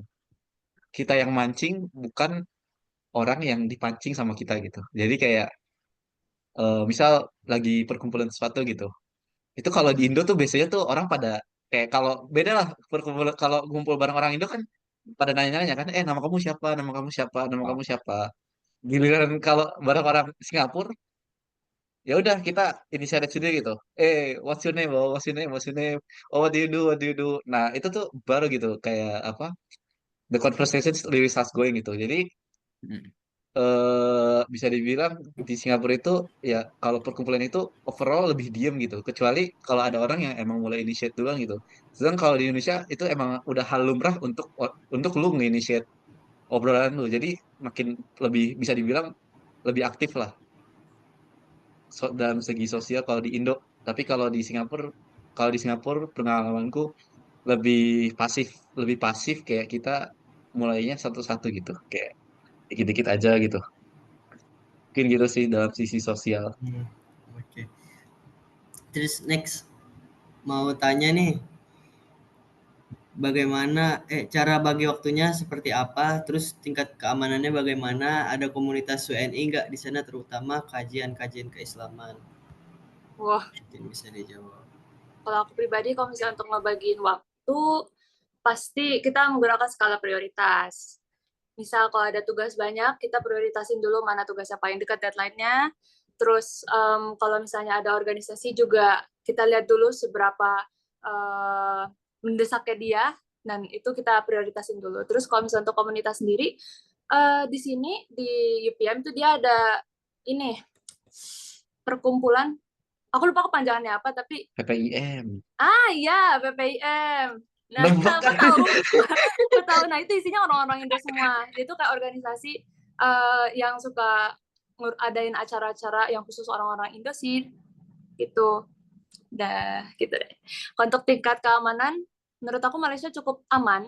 Ya, damai-damai aja. Cuman sekalinya ada masalah, langsung, apa ya, langsung boom gitu loh. Kayak contoh, tiba-tiba ada yang bunuh diri, terus tiba-tiba ada yang misal mutilasi hewan, kayak gitu. Tapi sebenarnya overall aman sih. Sejauh ini nggak yang sering misal ada begal, enggak sih. Eh, Siapa Oji dulu kah? Apa? Apa cara bagi waktu ya? Ya. Aku bukan orang yang apa sistematis banget. Jadi aku eh, apa namanya waktu ini hari ini pergi ke kelas jam segini. Setelah itu selesai langsung pergi ke perpustakaan belajar. Udah gitu doang aku kegiatannya. Jadi Oh, masa nggak sih? terlalu iya pokoknya udah belajar aja semuanya, semua waktu dipakai buat belajar. Sama ya paling kalau ada Waduh. ekskul ada kegiatan olahraga aku ikut. Kalau dari tingkat keamanan, kalau dari ruang lingkup HKWST sendiri, menurut aku lumayan aman sih ya. Aku belum ada nemu kasus-kasus yang apa namanya. Mungkin aku yang kurang kurang peka aja kali. Tapi sejauh ini belum nemu apa-apa gitu. Dan orang apa namanya di perpustakaan, biasanya kan mejanya kayak ada meja perorangan gitu ya. Mereka ninggalin laptop, ninggalin apa tas gitu, mereka ditaruh di situ aja nggak ada yang nyuri gitu. Jadi menurut aku lumayan aman kalau dari ruang lingkup Hakus ya. Kalau di luar aku belum tahu, nggak terlalu banyak nemu sih sejauh ini. Masih aman. Kalau dari komunitas WNI di sini banyak banget apa namanya TKW, banyak tenaga kerja. Jadi kita pergi ke stasiun manapun, biasanya kalian bakal nemu satu atau dua orang perempuan pakai jilbab, ibu-ibu, biasanya dari Indonesia atau Malaysia. Jadi lumayan lah, bagus. Gimana kalau di Singapura? Bagi waktunya sama kayak Oji sih. Tapi mungkin gara-gara kegiatannya lebih banyak, jadi emang agak ada diprioritasin dikit. Jadi kayak tugas nomor satu, terus tugas nomor satu, tapi nomor satunya tentatif gitu. Jadi kalau misal ada kalau misal ada UKM yang kayak lebih ngambil waktu seperti kayak UKM robotik, itu aku justru ngerjainnya UKM robotik dulu gitu baru tugas. Kecuali kalau tugasnya misal udah deadline nih malam ini nih, waduh itu mah tugas dulu ya. Terus juga untuk sisa, jujur aku karena makin sibuk ini belajar itu palingan kalau nggak pas kelas beneran itu pas eh, waktu libur, kayak hari Sabtu atau enggak hari Minggu ini. Karena pas hari kuliah sendiri itu lebih banyak fokus ngerjain UKM sama tugas doang. Ya walaupun tugas itu bisa dibilang belajar juga ya, tapi kan bukan kayak belajar mandiri yang kayak emang review materi sendiri gitu. Sedangkan kan kalau review materi sendiri tuh aku kayak kebanyakannya kalau hari Minggu, kalau nggak hari Minggu hari Sabtu. Itu pun hari Sabtunya kalau nggak lagi ngajar. Kalau lagi ngajar ya berarti hari Sabtunya full ngajar aja. Terus kalau keamanan di sini, keamanan ya Singapura mah bagus banget karena ya apa-apa crime sekecil apapun tuh, waduh dendanya gila. Apaan itu? Minum di MRT 200 juta apa coba? Seriusan? Iya seriusan. 200 Wow, juta 200 juta buat minum. Wow. minum minum bir, minum Enggak jelas, minum-minum kan di MRT itu minum kita air. nggak boleh minum, nggak boleh makan. Ah, Jadi 200 juta. kalau ketahuan, Pernah kena nggak? Pernah kena denda nggak?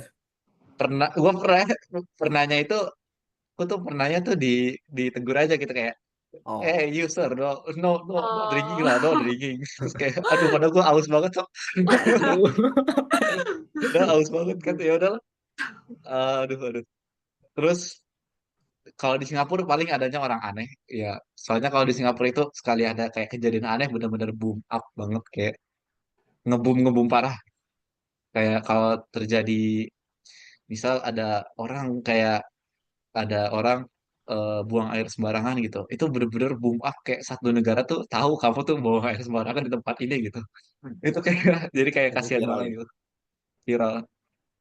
Terus komunitas WNI, eh jadi Singapura itu lumayan banyak orang Indonesianya, terutama NUS NTU, salah satu dua univ paling banyak orang Indonesianya. Jadi selain ada PPIS, ada Perhimpunan Pelajar Indonesia Singapura. Nah, ya yang dimana mereka itu juga bikin acara kayak bareng gitu, buat acara acara-acara bareng buat orang Indonesia juga, atau enggak acara buat eh, buat orang-orang tua yang ada di Indonesia, yang ada di Singapura.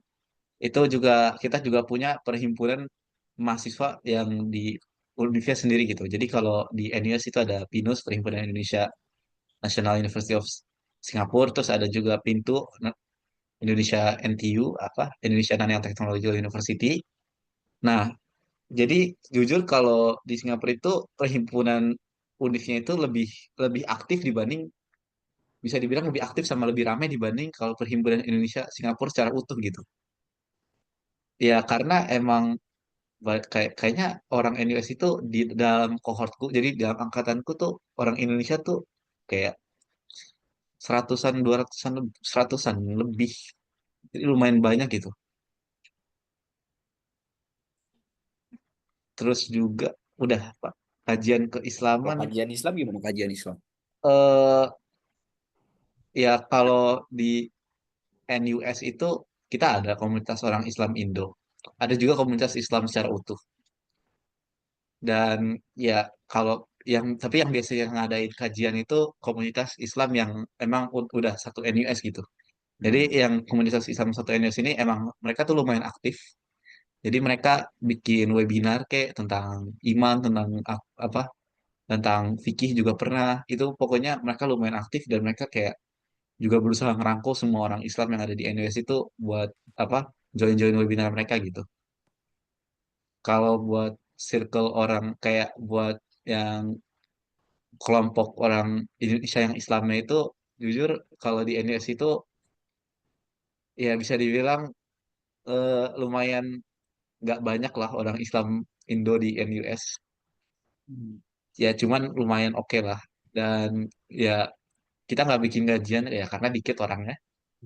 Kita nggak bisa bikin kajian sendiri, cuman kita masih kayak ngumpul bareng gitu kayak kumpul-kumpul bareng lah setiap minggu buat silaturahmi dan sebagainya. Kalau Hong Kong gimana ya? Hong Kong kebanyakan kajian buat ibu-ibu sih paling banyak. Tapi kalau di ruang lingkup kampus ada apa dari Muslim community-nya, kalau kajian nggak terlalu banyak, tapi biasanya selalu ada sholat Jumat. Nah, kalau kajian Islam, aku baru nemu kemarin pas liburan ada kajian ngebahas akidah sih, aku ikut itu sih. Kalau di Malaysia gimana Malaysia? Malaysia cukup banyak sih, tapi overall di sini kajiannya paling juga nggak pakai bahasa Inggris, mereka pakai bahasa Melayu. Jadi aku nggak Oh, terlalu paham, cuman ya ngerti lah gitu, ada lah yang masuk kotak. Cuman mungkin karena jarang juga di universitas aku, adanya tuh dari luar ya, eksternal gitu. Jadi saran aku paling kalau bisa sering-sering juga lah buka-buka YouTube tentang ceramah.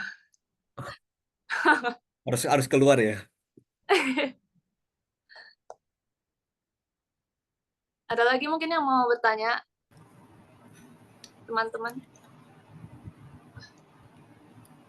Ada yang masih mau nanya?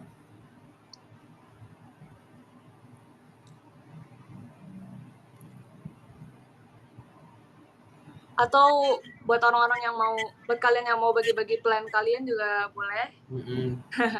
Sharing-sharing nih, mungkin kalian ke depannya mau apa, goals-nya apa, terus rencananya gimana. Oh, ada yang minta nomor kontak? Minta nomor kontak, Iya nih. kabar meeting grup Aduh, chat. Ini tuh, nih, sebentar. ini di-share di sini aja kan?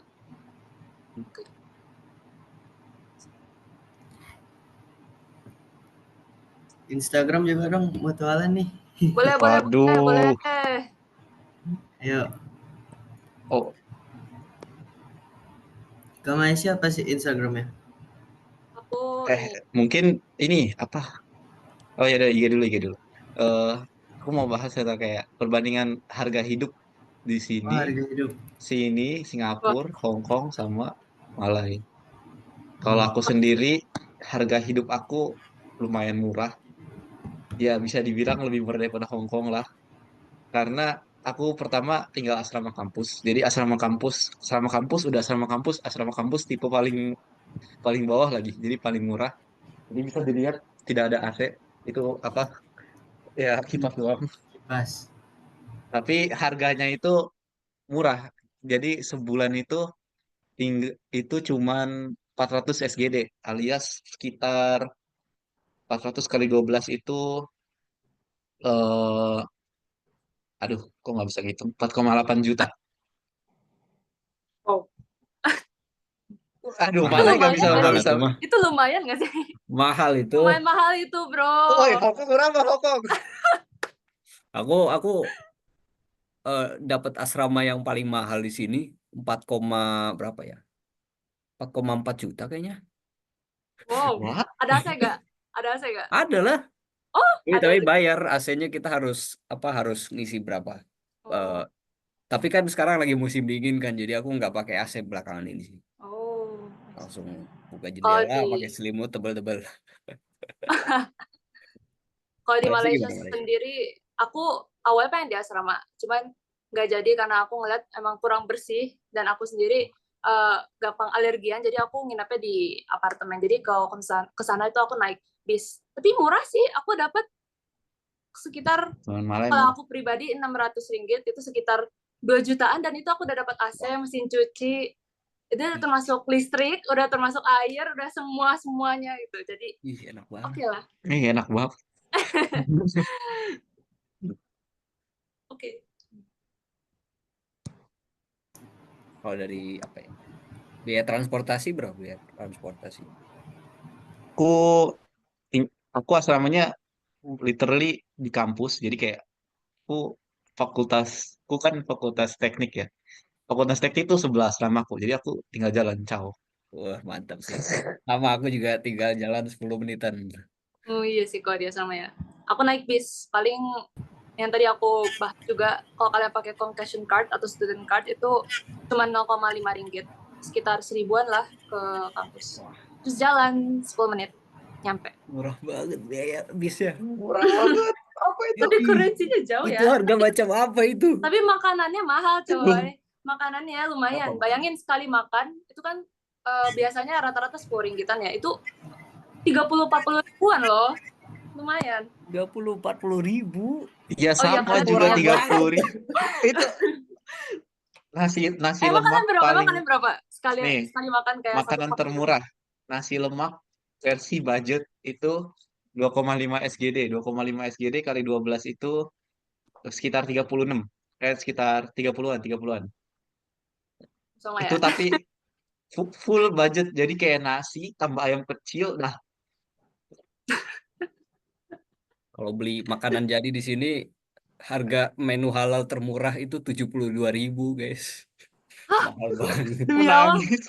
Iya, makanya masak aja sendiri. 95% Menangis. makanan yang aku makan di sini itu masak sendiri, guys. Karena saking mahalnya. Menangis. Menangis.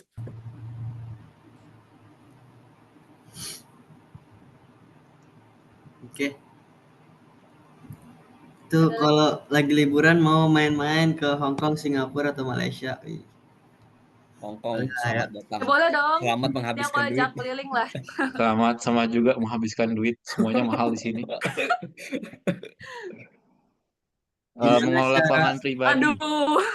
pengelolaan Untuk mengelola keuangan pribadi, pertama kita tuh ya ini financial biasa ya.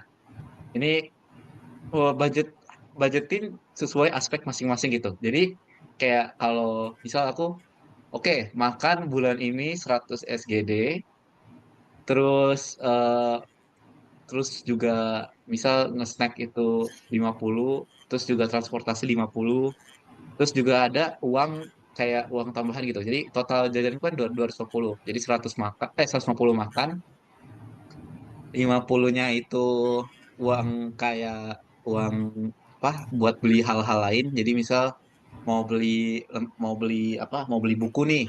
Beli buku di sini tuh lumayan mahal loh. Di sini aku beli novel itu $23 gitu. Iya, $23 satu novel. Berapa tuh rupiah? 23 kali 12.000. Nah, semangat. Berapa tuh? 200 23 kali 12.000 itu eh Berapa ya? segitu. 24 24 tambah 272 300-an. 300 ya. Beli ebook. Waduh, Ibu. ebook. Masalahnya belinya tuh novel-novel Inggris gitu. Jadi dalam satu sisi tuh kayak, aduh ini eksklusif banget. Dalam satu sisi, waduh ini mahal banget. Terus jadi ada 150 makan, 50 biasa, sama 50 kayak simpenan gitu lah. Jadi 50 simpenan itu dipakai kalau misal mau apa simpenan ya simpenan itu kalau nggak disimpan itu buat uang darurat sih. Jadi misal ternyata expense makannya lebih dari yang dikira, ternyata 150 lebih, jadi 50-nya bisa dipakai buat makan. Atau enggak 50-nya juga bisa ditabung lagi gitu buat bulan depan biar buat budget apa. Atau enggak kayak misal kayak oh mau beli baju nih. Jadi pokoknya intinya tuh udah harus dibagi-bagi gitu. Terus usahain punya ada uang kosong gitu, jadi uangnya tuh bisa dipakai buat apa aja gitu. Tapi tetap berusaha gitu buat nyampe targetnya gitu. Jadi kayak nyampe targetnya tuh maksudnya di bawah yang udah kita kuotain gitu. Apa hal-hal yang kita pengen.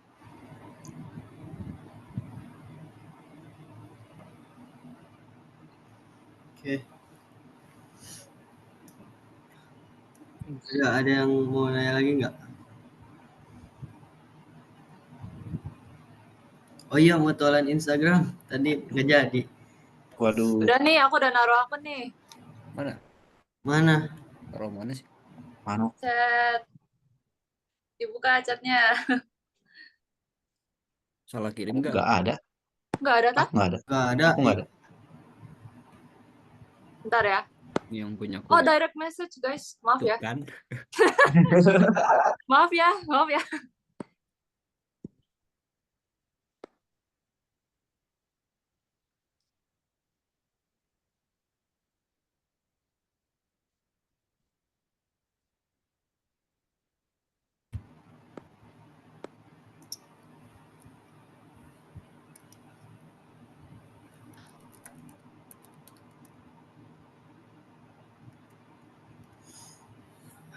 Bentar, aku follow-followin dulu.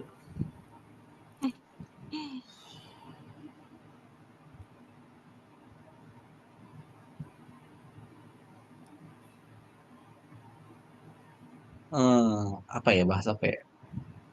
Sini ada yang ngambil part time kah? Di negara tetangganya. Aku sih part time baru semuanya sebenarnya dari Indo. Nggak ada yang dari negara sih. Nggak ada yang dari SK. Belum ada. Ngambil apa? Part time. Part time. Oh, part time. Nggak ada part time. Ya bisa dibilang ngajar kan part time ya. Tapi ngajarnya ya orang Indo juga. Ada rekomendasi part time nggak? Iya, kalau misal buat mahasiswa tuh paling gampang tuh ngajar ya. Jadi apalagi kalau ya akademiknya bagus dulu SMA itu usahain kayak bisa apa di mana-mana tuh kalau di Indo juga ya part time paling gampang tuh ngajar.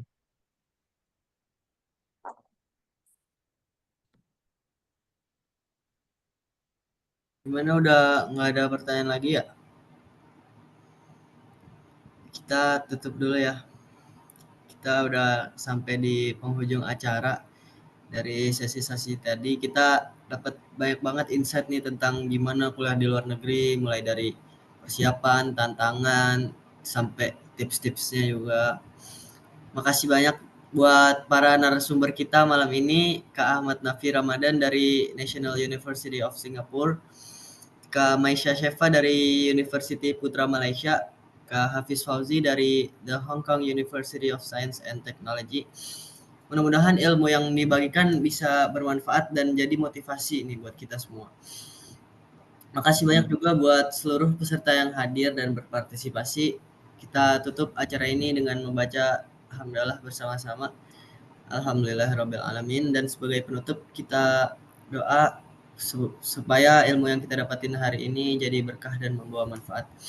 Doa kafaratul majelis. Subhanakallahumma wa bihamdika asyhadu an la ilaha illa anta astaghfiruka wa atubu ilaik.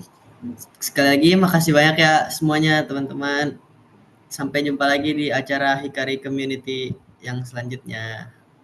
Makasih juga, Tori. Kamu udah jadi moderator acara ini. Terima kasih ya kakak-kakak semuanya. Ya, makasih juga Tante yang udah datang.